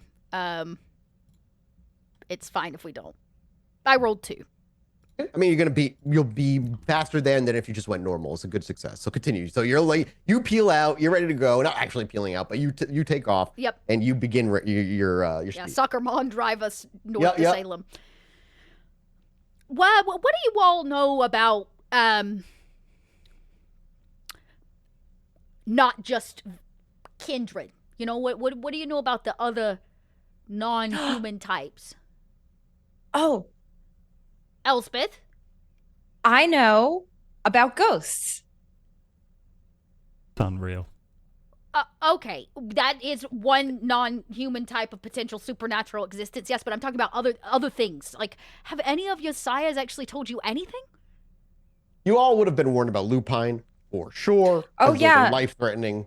We should, because every time I drive between Salem and Yeah, right? Boston, I have to drive through. And honestly, not necessarily Leon, but definitely Elspeth. You would have been told about mages. Because of where you are and how steeped Yeah, in the so old magic that's New true. England So let's is. keep going. Magic- Okay, so we got lupine. Magic is we got definitely ghosts. real. You would know mages, but we got ghosts. What else? Anything else, Elspeth? You're winning here. You got the list going. Who else? There's probably a lot more, but Okay. that's just We've got the humans that hunt us. Yeah, surprise, surprise. You think humans aren't gonna harm you? They are. The ones that hunt us. Now let's take it up a notch, okay? Okay, let's talk about the humans who might have a little extra juice connected to something that is otherworldly and supernatural. You know what I'm talking about, Elspeth? They use magic. okay. Yes, I've seen it.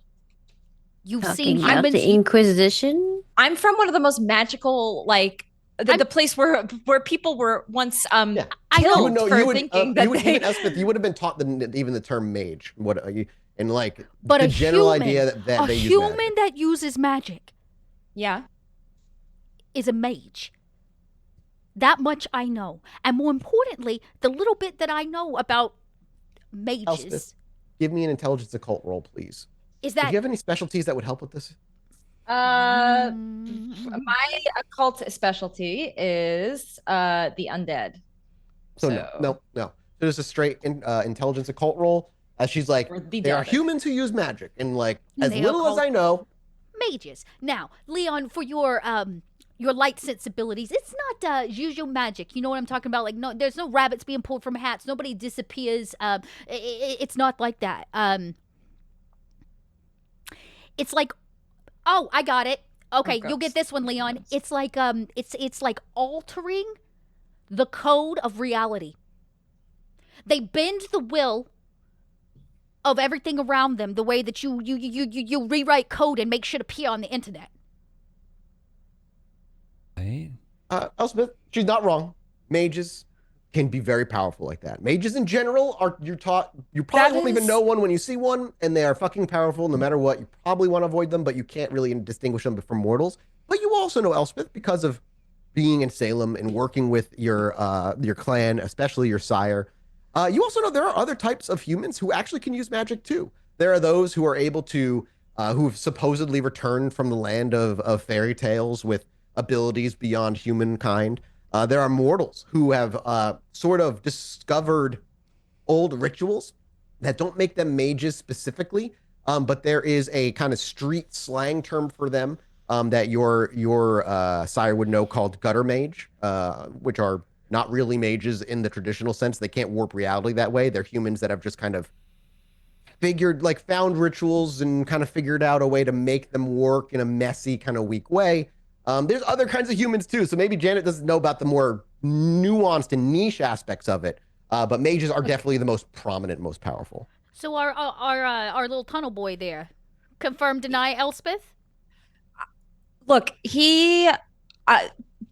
there is very much a chance that what you're talking about is true, but that guy, with the mages that I have heard about, they are scary and powerful, and that guy was just like a sewer junkie. Okay, I fully agree with you. I don't think normally use. I don't think we need to be afraid.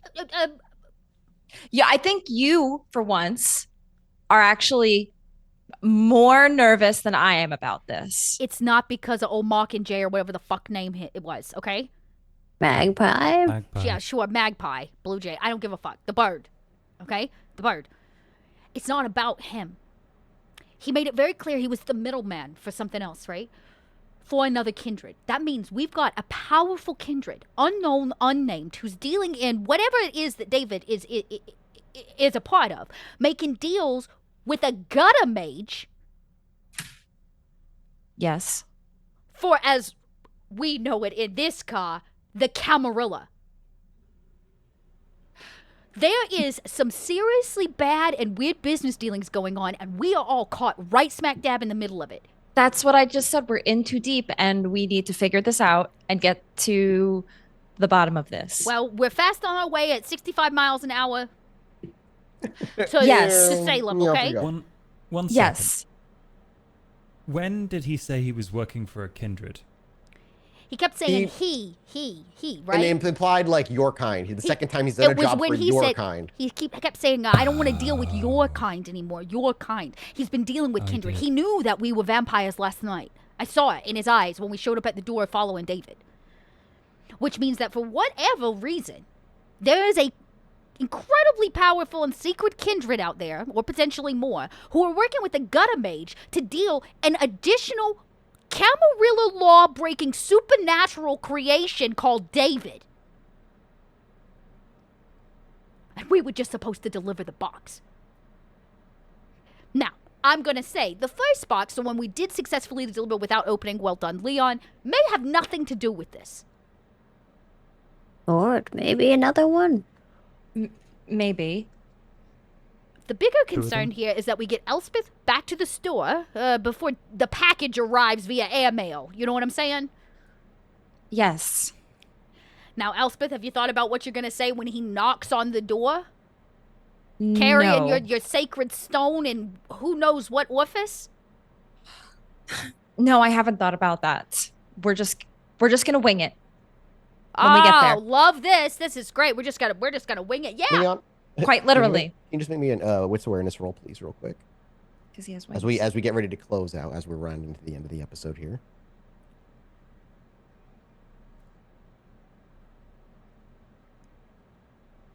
Leon, sorry, did you roll? Oh, me? Oh, Sorry, wits awareness, no, I Leon. didn't. Yeah. Give me a wits awareness, just you. I thought it was someone else. You're good. That's why I was staring into the distance. Yeah, I was like, All right, wits awareness. We got 3.